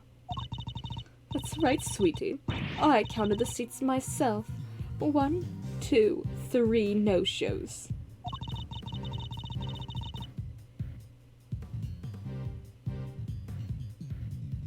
And I always make sure there are enough seats for everybody. But Mr. Edgeworth, that's not right at all. That's not right, is it? Indeed, as far as we are aware, Mr. Kanice and Mr. Sawit were the only ones not present. This doesn't add up. Who was the 3rd missing prisoner, and what were they doing? It seems we need to investigate further. They were busy murdering! They're the murderer! Oh, I was enjoying my chat with dear Regina so much I almost forgot. I must feed the little one. Little one? No. Don't touch the fence! Don't touch the fence! Yikes! Alligator! Oh, I thought she was going to go touch the fence. How did they not see the alligator? You're looking as adorable as always, Allie, my sweet. Aw, she's so cute. Aw, she's so pretty. And what a cute name. Yes, Allie the alligator. Isn't she a darling? She's my favorite. Aren't you? Yes, you are. I'm so jealous. Can I pet her? Of course, princess, of course.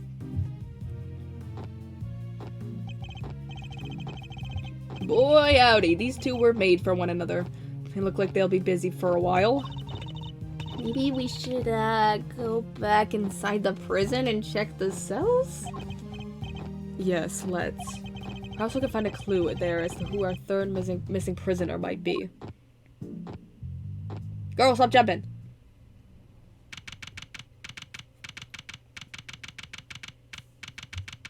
4:02 p.m. Sir! Mr. Edgeworth, sir! Whew, I finally caught up with you. Okay, yeah, I figured it was Gumshoe. Detective, you're not needed elsewhere?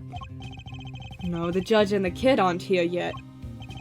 When I got your message. So you searched the victim's cell? Did you manage to turn anything up?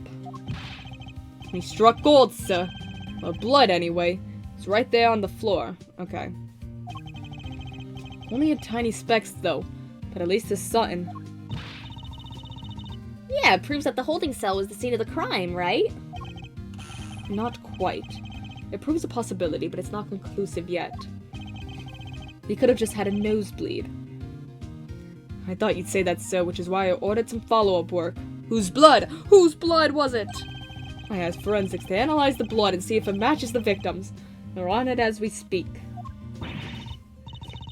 Nice work, Gummy. You thought of everything.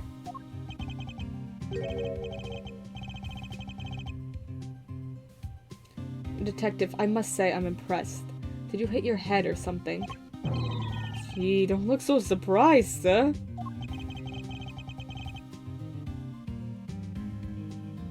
I just hope things continue to go in our favor.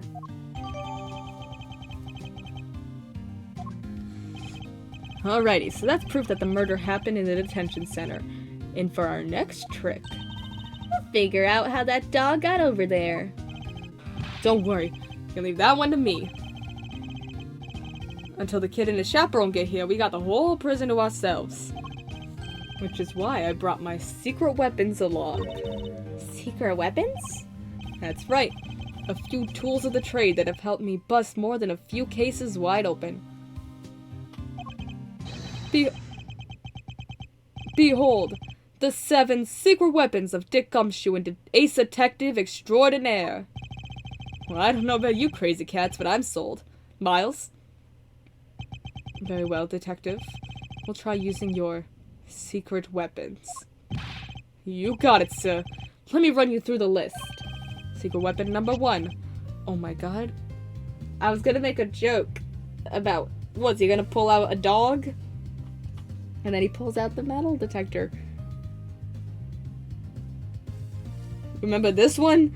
Remember this one, Miles? This is how we got the guy that murdered your dad to go to jail. I trust the old metal detector. If it's made of steel, silver, or scrap, this little guy right here will find it. So it detects metal.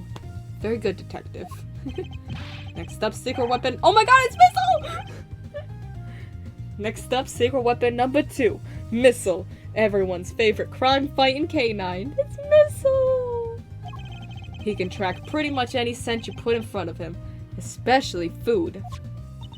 He sure is a lot cuter than Mr. Kinesis' dog. And now for secret weapon number 3. Oh, where'd I put it? Aha!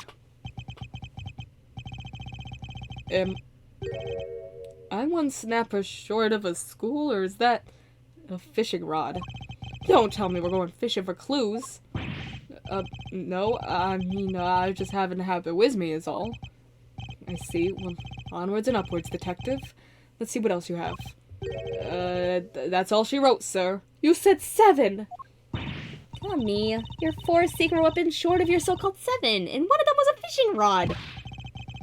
Sorry, but that's all for today, okay? I'll show you the rest next time. Why do you think I call them secret? Guy can't just go sharing everything at once, that's crazy! Oh my gosh. In that case, then I suppose the 3 you've designed to reveal to us will have to do for now. You deign to reveal to yeah. Which one do you want to try, sir? Missile! Give me missile! You got it, sir! Like, what's the fishing rod gonna do? And also, what's the metal detector gonna do? This prison has metal detectors. Hey, Missile. Here, boy. Aww. Aw, you really came. Oh, he's animated. So what are we tracking? We're trying to find out how Mr. Kinesis' dog got to the holding cells in the first place. I suspect the same route was used to bring Knight's body back to the prison. So we give the pooch a sniff of the body. And he'll find that route for us.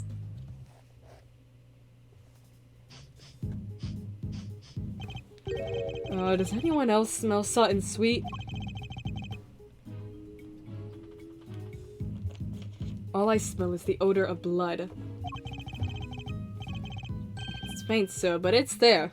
Almost like cake, maybe?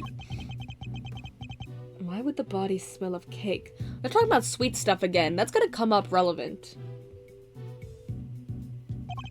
Okay, Missile. Get a noseful. Nope, there he goes. Oh, Missile! Here we go. Follow that dog. That's the way to. He's headed for maximum security. Uh-oh, he's going in. Then we'll just have to follow after him.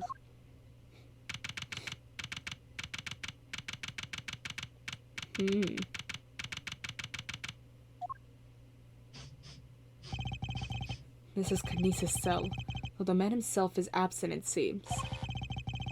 Is he meeting with someone in the visitor's room? Do you think Missile's onto something? Shh, looks like maybe he is. Oh, he's barking.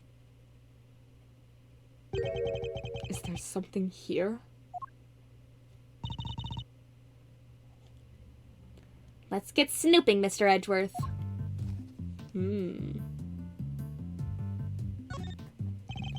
Tea and rice crackers. Mr. Cadiz clearly doesn't lack for comforts. I can think of worse ways to spend my time in jail than drinking tea and playing chess. I thought this was maximum security, not maximum comfort. How come nobody else gets this special treatment? Complaining to me isn't going to help. Perhaps you could take it up with the man himself? Yikes, no thanks. Mr. Kinesis' chess set, complete with a special dog piece. That's not a chess set, that's a whole chess table with legs. Looks like it might be worth something, too. It's not inconceivable. Some of them are. And this is quite a nice one. I never would have pegged Mr. Kinesis as a chess fan, though.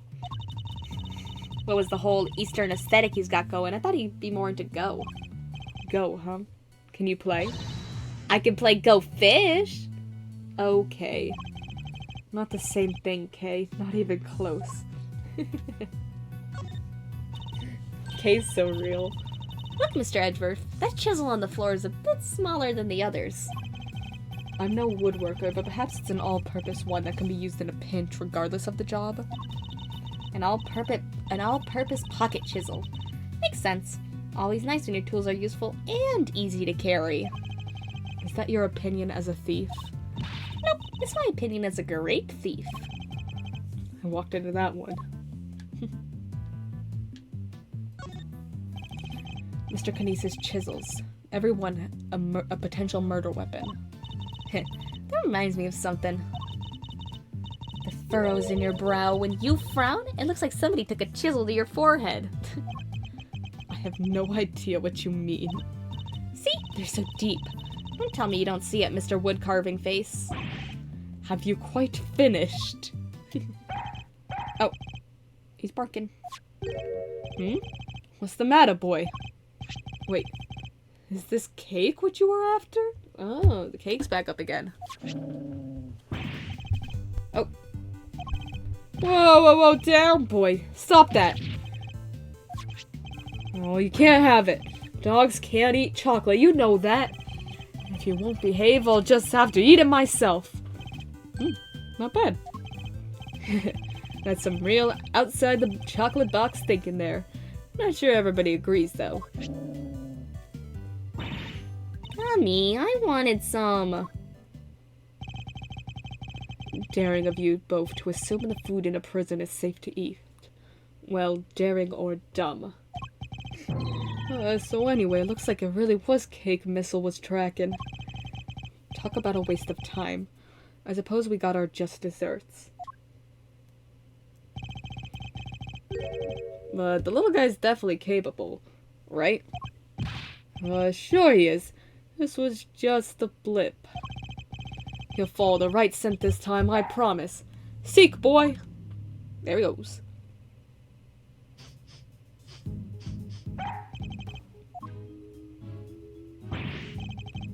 Oh, I think he's onto something.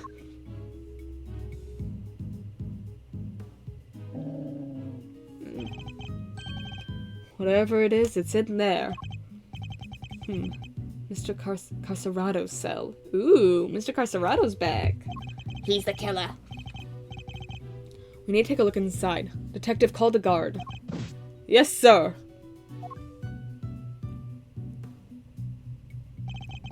Thank you, officer. A question before we begin.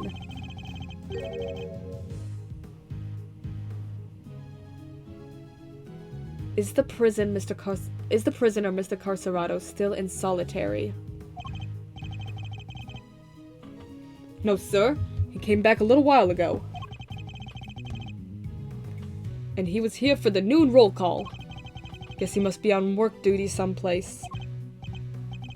I see. Now if you'd be so kind as to open his cell.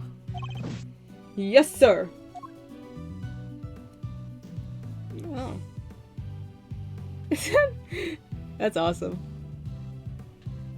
Gotta lose 10 pounds. No way, he has a poster of himself. And right next to it is... Looks like he never lost the habit of making weight for a fight. Once a boxer, always a boxer, I suppose. I see he also has quite the collection of supplements. Muscle protein, hustle protein, soul-crushing protein. Yeah, that's a lot of protein. Surely nobody trains like this for nothing.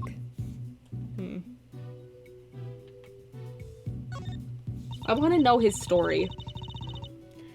How many minutes do you think that this timer is for, Mr. Edgeworth? Well, Mr. Carcerado is a boxer, so 3 minutes would be my assumption. Same as the length of a round in boxing. Astute observation. Bzz. Thanks for playing, but the correct answer is kinda maybe about 2 minutes. Why?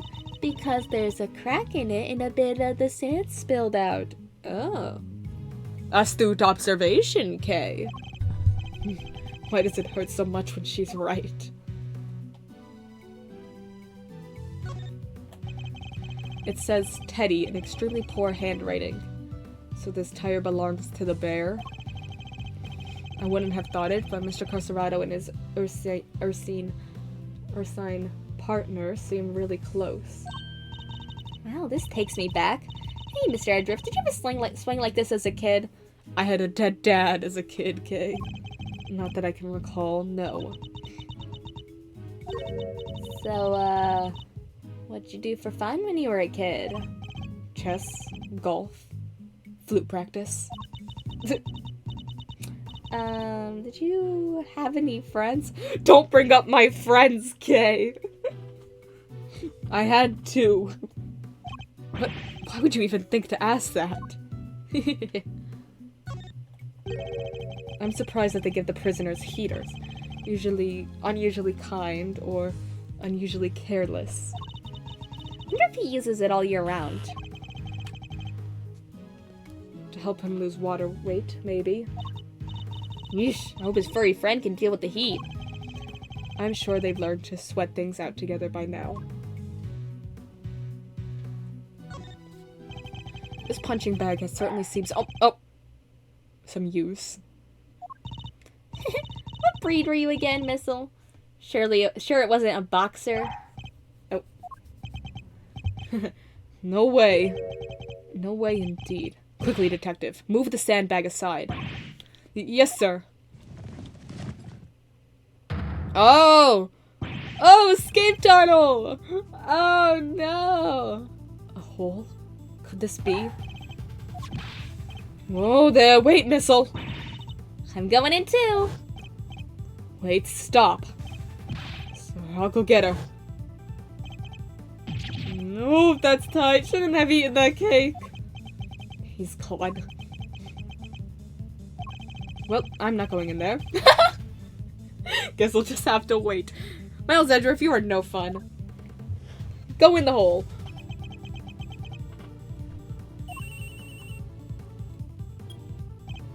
Hello? Kay? Are you alright? You're not gonna believe this, but we're in the detention center. Oh. The detention center? That hole. It's a tunnel that leads right into Mr. Knight's cell. What? Don't go anywhere. I'm on my way. But where was it hidden? Under the bed? That's not very conspicuous.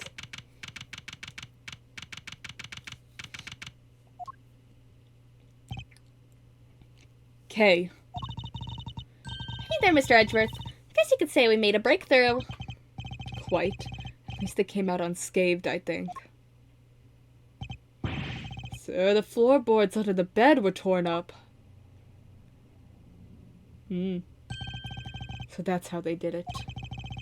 There's no doubt about it. This must be the route we've been looking for. The corridor connecting the detention center and the prison is locked down by heavy security doors. But with the help of this tunnel, it can be circumvented. It was a sweet scent that started this whole search. Could it be that the scent was in fact coming from Knight's body after all?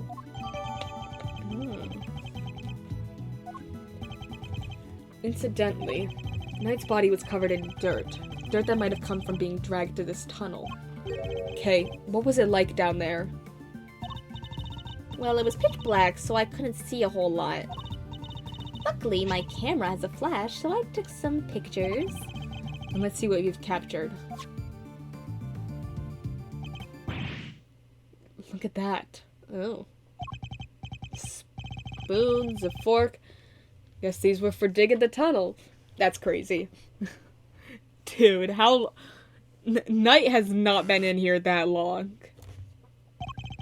That aside, are those footprints? Those are doggy prints. Paw prints, even. From a dog, perhaps?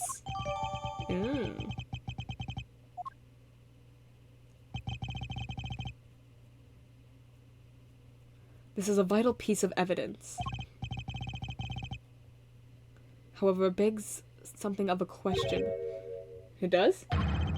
Mr. Carcerado has certainly been making use of this tunnel, which means... Detective, we need to find out where Mr. Carcerado is immediately. Okay. My suspicions are correct. Oh, if my suspicions are correct. Huh? Oh, nuts. The guards were alerted and they began searching for Mr. Carcerado right away. But after a thorough investigation of both the prison and the detention center, he was nowhere to be found. I thought he was in solitary.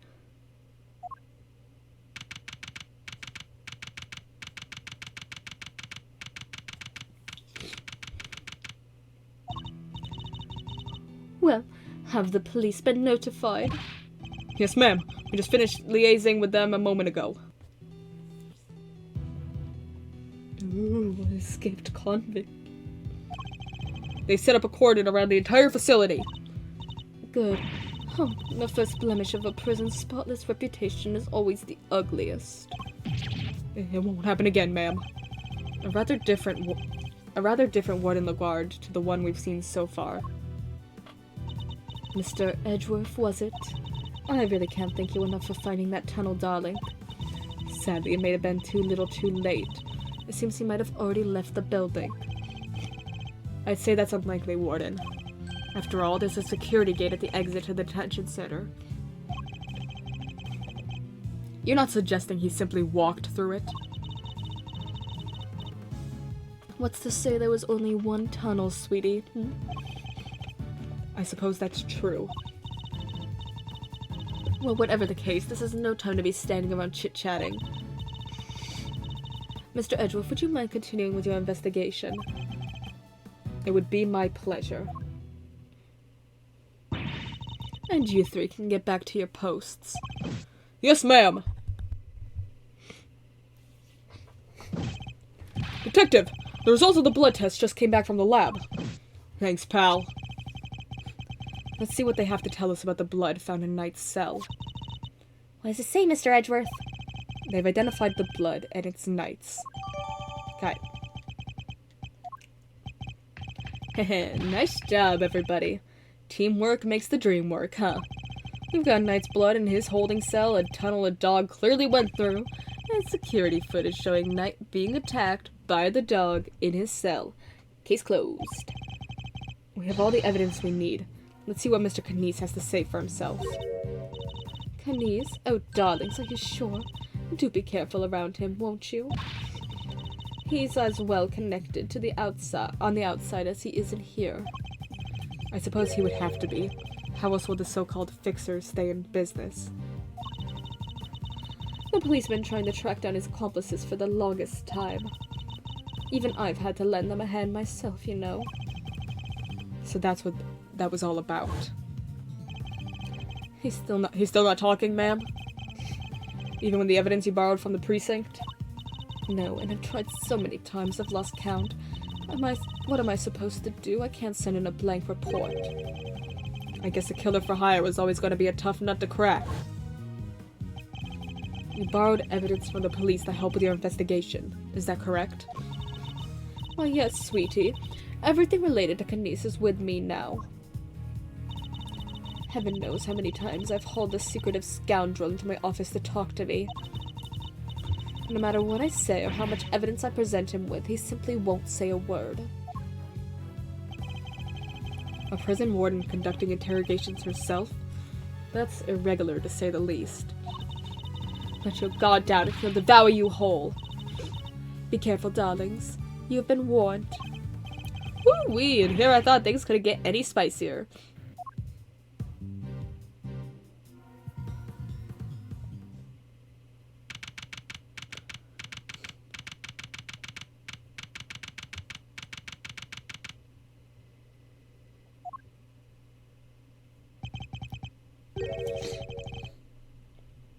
Judge Gavel, I didn't expect to find you here.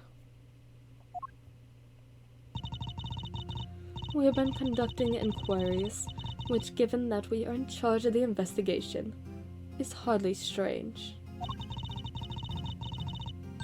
What is strange is that you are still here, Mr. Edgeworth. I gave you a warning, did I not?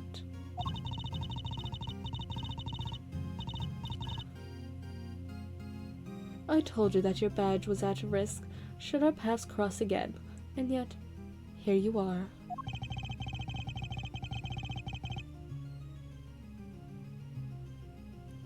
I'm sorry that you thought that it might be so easily discouraged, Your Honor.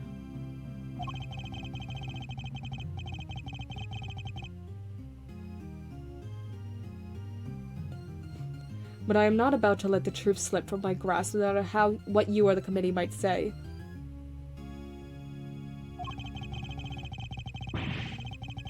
I'm here to present a certain someone with evidence that you yourselves should have uncovered.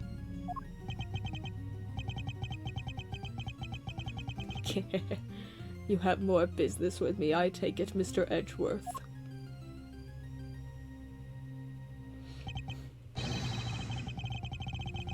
I do. I promised I would be back to prove that you were the killer, and here I am. This should be amusing. Very well, whenever you are ready. Objection!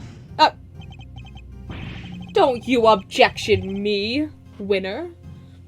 Not so fast. We have some truths of your own to share. First-rate deductions, in fact.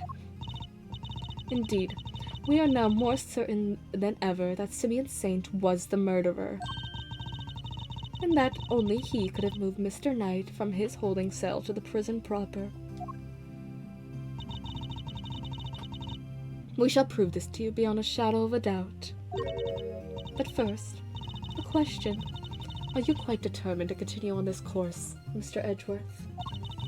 Should you fail to rebut our deductions, there will be no going back. Your very career hangs in the balance. What? You mean you'll take his badge if you don't like how this goes? That's intimidation.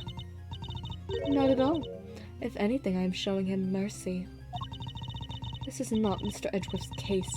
It never was, and I'm under no obligation to hear him out. If he is prepared to accept the potential ramifications of his actions, I will allow him one last chance. Well, are you truly willing to take the risk to put your beloved badge on the line. You know it! Mr. Edgeworth! Sir? Do I look like a gambling man to you, Your Honor? I accept your terms, because I am. I am confident of my reasoning, and what's more, I am representing the firm of Edgeworth & Co. And I do not intend to besmirch its name. Hell yeah! Hell yeah! Are you proud of me, Eddie? My duty will be done, and I will not be intimidated. Very well. Let us see whether you are brave, or simply reckless. By the power vested in me by the almighty goddess of justice, let this judgment commence. Eustace, if you will allow me. Fine by me. He's all yours, Gavel.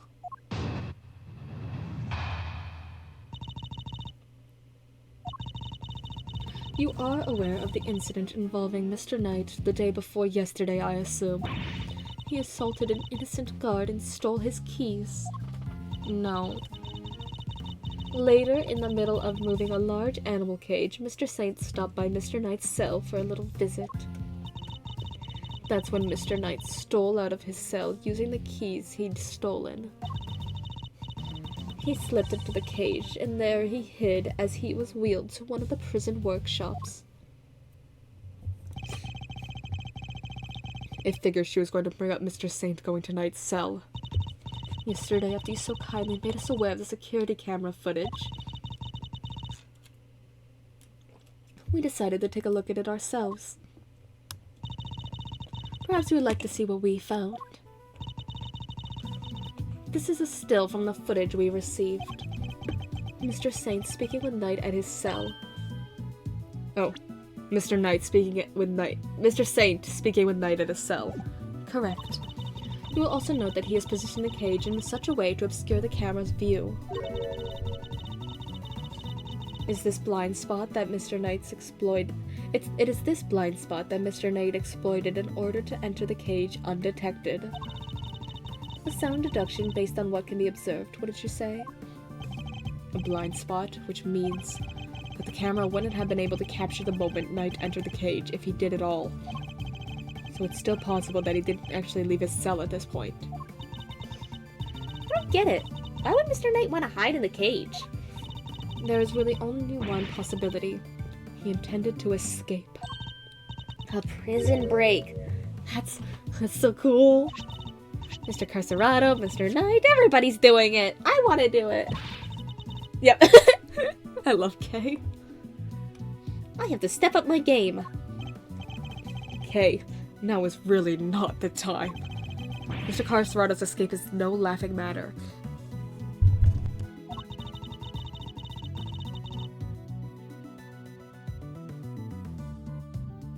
It is my belief that Mr. Saint helped Mr. Knight with his escaped attempt. That is to say, he was his accomplice. Wow, go Simeon. That wasn't a compliment.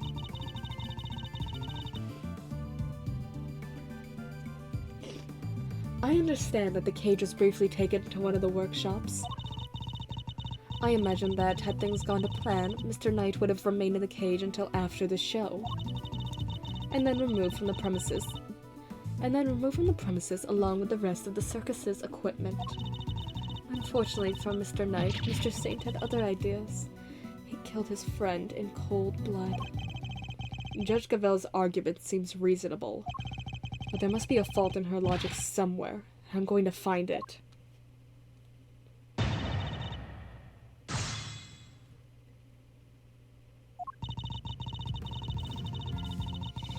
Okay, he assaulted an innocent guard and stole his keys. Hold it!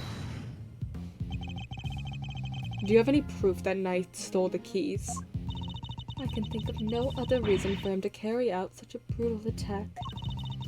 Once the guard he assaulted regains consciousness, I'm sure he'll confirm our suspicions. I want to be so sure. Perhaps I should press her further on her reasoning? Sure. Sorry, but I believe there's a flaw in your reasoning.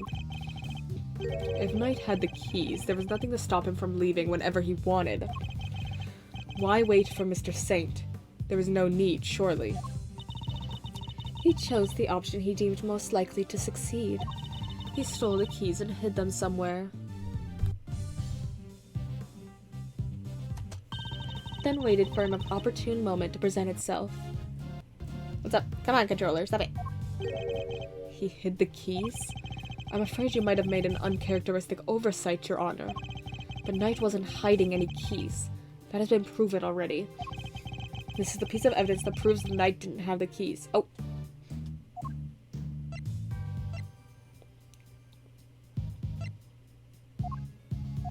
Take that! They haven't been recovered yet. Since you know about the incident, I assume you must already know this, but after the assault, the guards searched both Knight and his cell, and no keys were found. And if the whereabouts of the keys cannot be proven, then neither can your theory. I have considered the matter of the missing keys, and I do not think it such an issue. I still believe he had them. After all, the guards only stated that they were unable to locate them. And this is because they were cleverly hidden inside the pocket chess set. Knight's chess set, the same set in which the murder weapon was also allegedly hidden. Was it? I can't help but wonder about that. But you're the one who proposed it! Actually, if you recall, that was Eustace's assertion. So the two of them aren't of one mind on this, I take it. Allow me to restate the facts. Mr. Knight hid the keys he stole from the guard inside his chess set. When Mr. Saint came to see him, Mr. Knight used the keys to open his cell and climbed inside the cage. He was then moved from his holding cell to that workshop in the prison proper, all with the help of his friend and accomplice.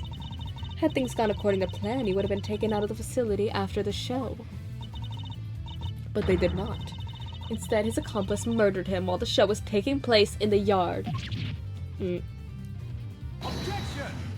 But Mr. Saint was a part of that performance. How would he have had time to commit the murder? Overruled. How indeed. Allow me to explain. As you know, many stage performances follow a set narrative. Yesterday's show was one such example. She's done her homework, I see. The suspect played the role of the antagonist opposite the elephantine hero of the show. In the latter part of the performance, the heroine's love prevails and the villain is defeated. This victory is depicted in a very unique manner, whereby the villain is sent flying from the stage by the heroine. He's sent flying by the elephant? Isn't that dangerous? Having been ejected from the stage in this manner, the villain no longer appears in the performance. In other words, the suspect did not appear on stage for a period of approximately 15 minutes. Just enough time to stab his friend. And you're saying the crime took place during that time?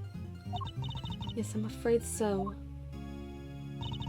After all, it's more than a sufficient window. Wouldn't you say? Objection! Committing the crime and returning to the stage in that short 15-minute window is only possible assuming that the murder took place in the prison proper. But in fact, Your Honor, the real scene of the crime was Knight's cell.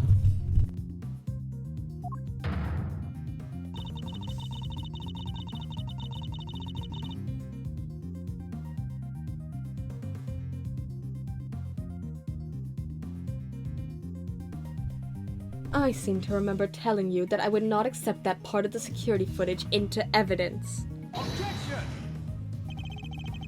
And you won't have to. I have proof of a different kind. Very well. Would you be so good as to present it? What proof do you have that the murder took place in the victim's holding cell? Take that! Oh, not that? And what is this? That Your Honor is evidence. Is it the blood? Yeah. Me neither. Me neither. Me neither. Alright. Already, I get the point. We need to show Her Honor here the evidence that the murder happened in Knight's cell, right? Why don't you show her the discovery we made there? Right, I got it. It's the floor. I wish to present another piece of evidence. Very well. But choose wisely. We'll prove together the murder took place in the victim's holding cell. The floor. Take that! This appears to be a photograph of a floor. Almighty goddess of justice, grant me patience. she's so great. That floor you're so dismissive of, Your Honor, has traces of Knight's blood on it. Traces, you say? Is this evidence reliable? After all, I don't believe you have access to the necessary forensics operatives. Objection! Yes, I do.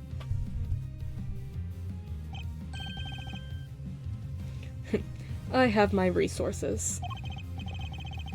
A certain blunt instrument, you might say, but a reliable one. Damn.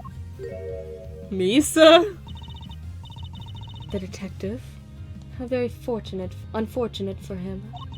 Perhaps before you decided to circumvent the law, you might have considered that the committee's influence extends to the police. No, oh no, Gummy's badge is on the line too. Forgive me, detective. I didn't mean to put you at risk as well.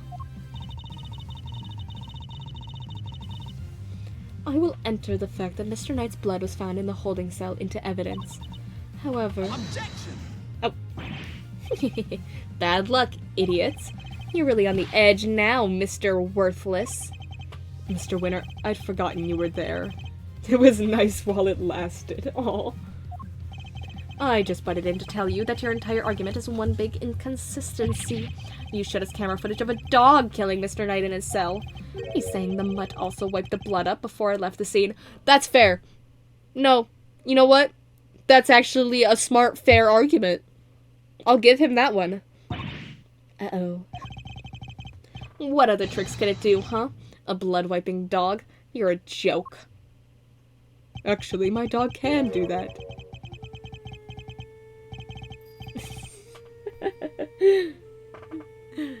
You'd have wiped that blood up, wouldn't you, boy? Yes, Helmet, yes you would. What? That was one of the tricks I taught him before our work together was so rudely cut short.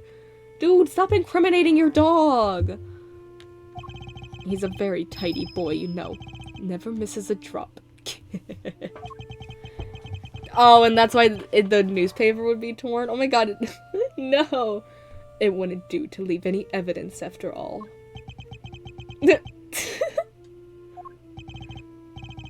Saved by an assassin of all people. Jeez Louise, you could have just taught the little guy to shake hands. Oh, he does that marvelously too. Although the way I taught him to do it is somewhat unorthodox. First, he bites down hard on the victim's hand, then... La la la la la, I'm not listening. I see. Very well then, Mr. Edgeworth. It seems you may have gathered some evidence worth considering. Your understanding is appreciated. Wait, I'm not done yet. I just thought of something else. Overruled. Oh boy, somebody's taking no prisoners. Eustace, would you be so kind as to allow me? All yours, Gavel. Well, do you accept the truth now? The crime took place in Knight's holding cell, and the assassin's dog was the killer. Overruled. My position is the same as it was yesterday. Until you can explain how the dog moved between the prison and the detention center, I cannot accept your theory into evidence. Hold it! Well, we got proof of that now. I thought you might say that, which is why I'd like to show you something else. This piece of evidence shows that the dog could freely travel between the prison and the detention center. Take that! This is... It's a secret passageway. It runs beneath the prison. What?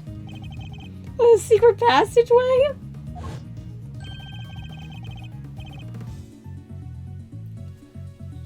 It was dug by one Mr. Rocco Carcerado, escapee.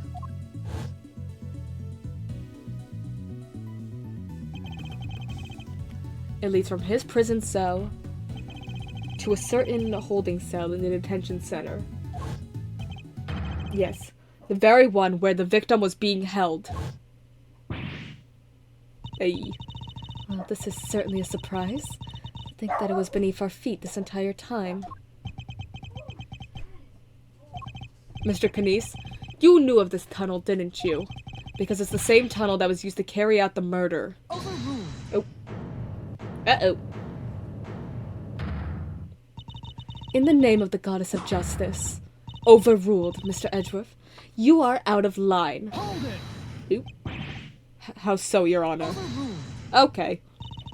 Evidence is everything, whether in a court of law or at the scene of an investigation. Don't you evidence is everything me. Isn't that your little catchphrase?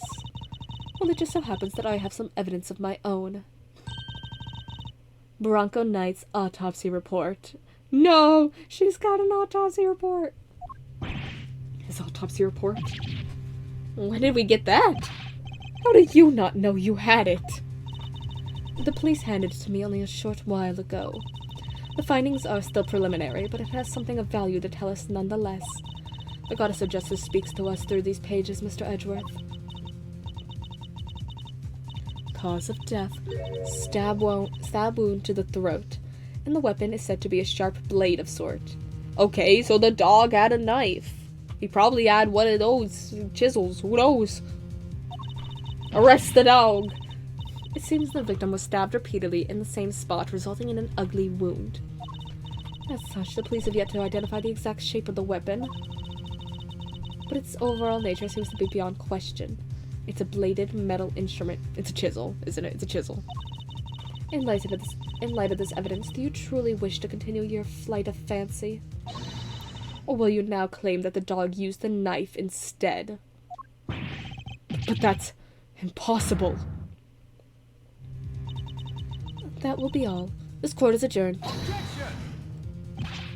But the tunnel, the paw prints. What of them? Helmet is something of a wanderer. Perhaps he just happened across the tunnel one day. Although I couldn't say for certain. I myself cannot wander quite so freely. That would be quite a coincidence, but I can't prove it's not the case either. She sure knows how to keep a secret, huh? Kinda wish she kicked us in the teeth a little earlier with that. She was baiting me.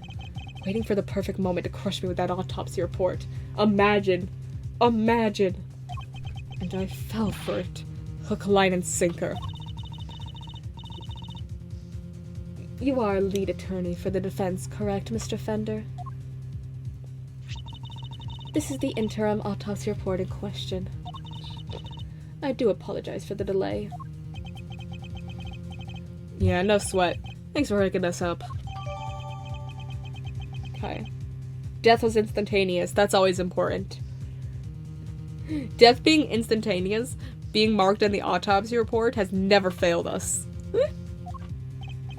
Yep, this all checks out. Yep.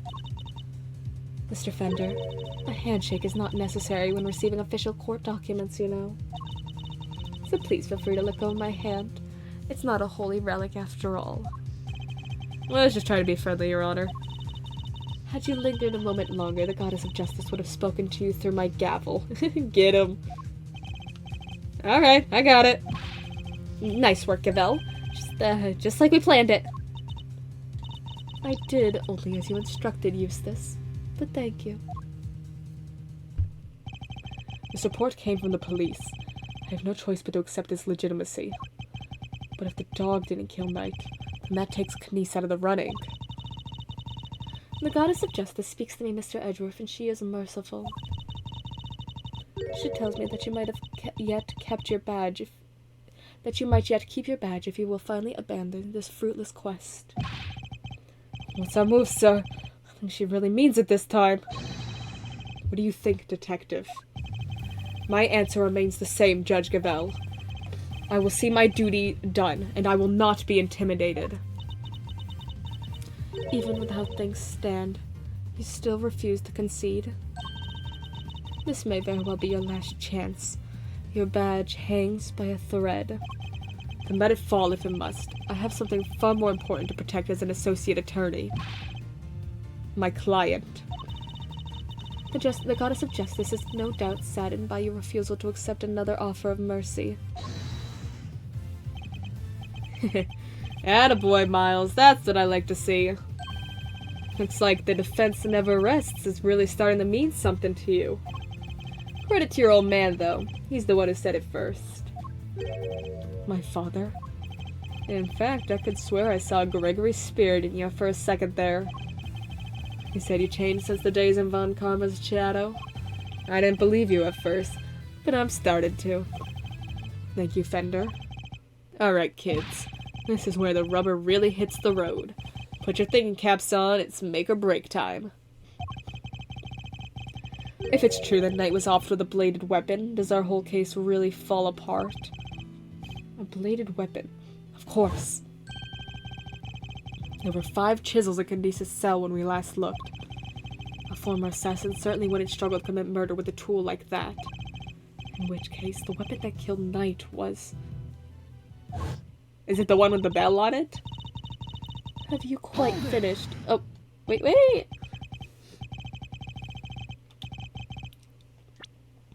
Have you quite finished? It would be in your best interest to concede.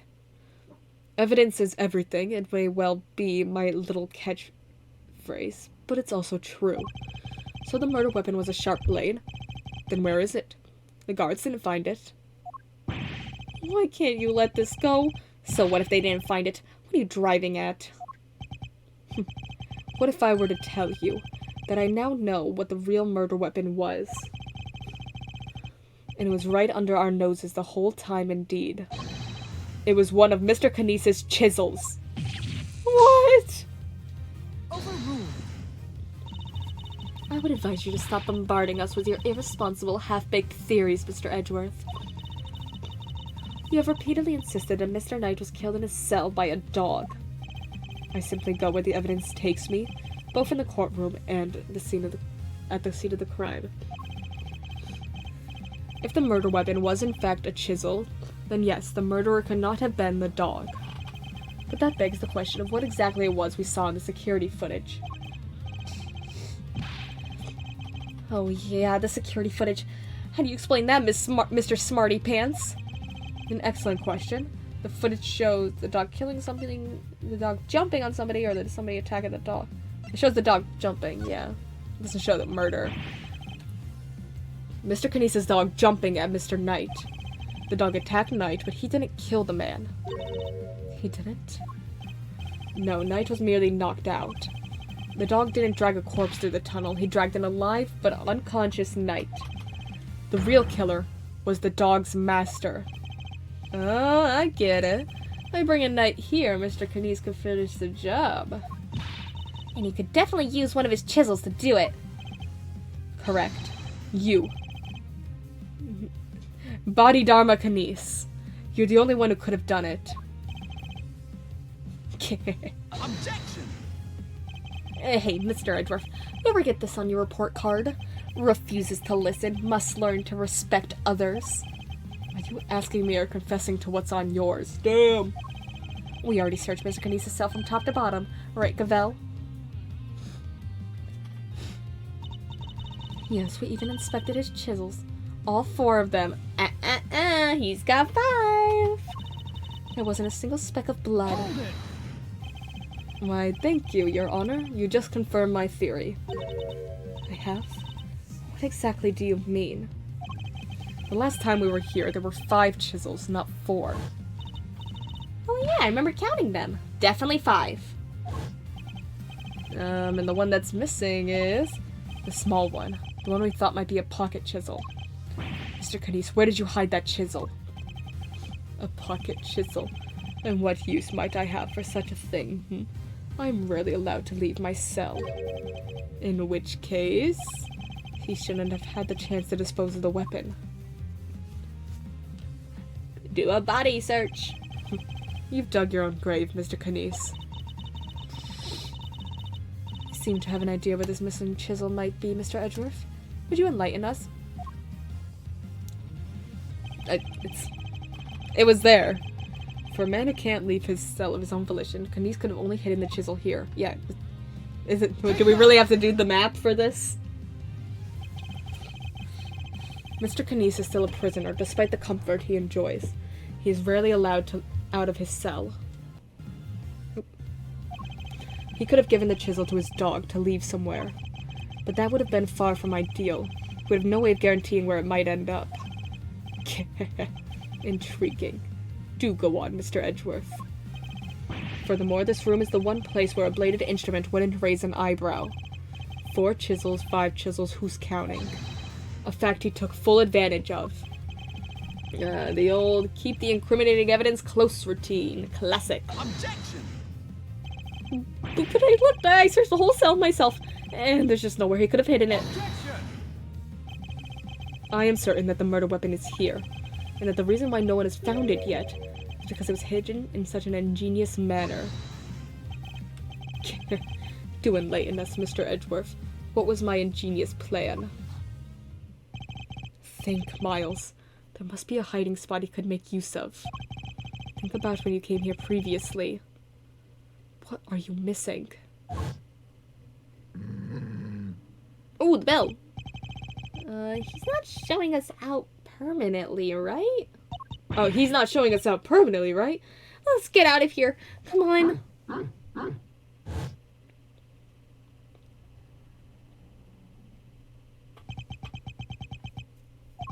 The dog. He hasn't made a sound today. When we were here before, he barked and growled repeatedly. Kanice even encouraged him to do so. That must be it. I knew something was off. I could hardly believe it, but I think I know where he hid the murder weapon. Giving up already? I expected more of you, Mr. Edgeworth. Hold it! Is it in the dog's mouth? As well as you should. If you would give me a moment. For this piece of evidence shows where you hid the murder weapon. Take that! Your dog. He seems unusually quiet today. Oh yeah, like last time when... Mr. Kanice, if you would be so kind as to open Helmet's mouth. Oh, come now, he hasn't barked because he's a well-behaved boy. I had to order him too last time. Then order him again, this instant. It's not like we're asking for the world, Mr. Kanice. Or do you have something to hide? If you insist. Come on, Helmet, open up. Yep. And there we have it. A chisel that small. Oh, hey! A chisel that small was easy enough for a dog of this size. What? A chisel in the dog? Why is there a chisel in the dog? Oh, Eustace, you have a lot to learn about this universe. I thought he'd been strangely quiet. I guess his brain has finally caught up. Eustace, why don't you be a good boy and call forensics? Tell them it's urgent. Okay.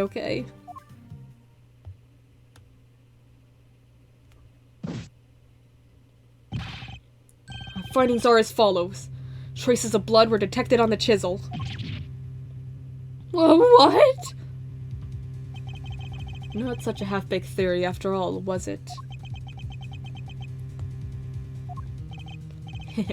Alright, so we're all on the same page here. This is our murder weapon, yeah? The forensic evidence cannot be ignored. We have no choice but to concede that this is most likely the case. Okay.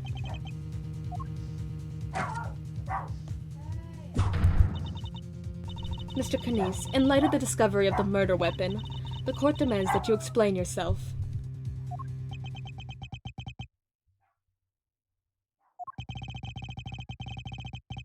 We found the route your dog took to the holding cells, and now we have the chisel. How do you propose to talk your way out of this one? You never fail to entertain, Mr. Edgeworth. Why does he always laugh like that, even when it's not funny? Poor Helmet. How could they suspect us? You leave me little choice. I shall simply have to share you with the truth. I did not kill anyone. I have grown tired of killing.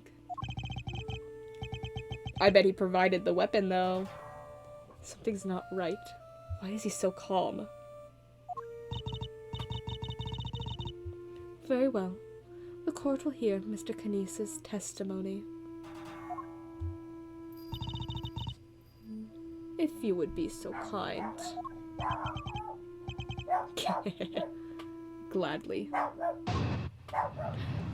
I dropped my controller.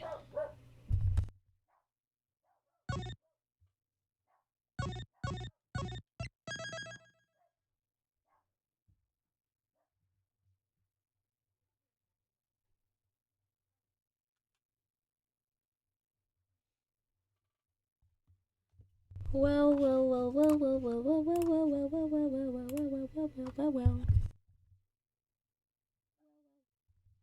Well, my friends.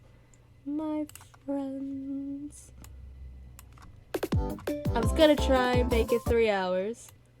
But not feeling the greatest. And stopping at a big testimony is what I do. So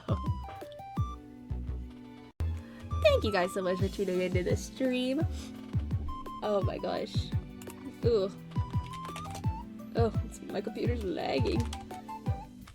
Let's send off on a little old raid. A little itty bitty raid there. And thank you guys for joining me.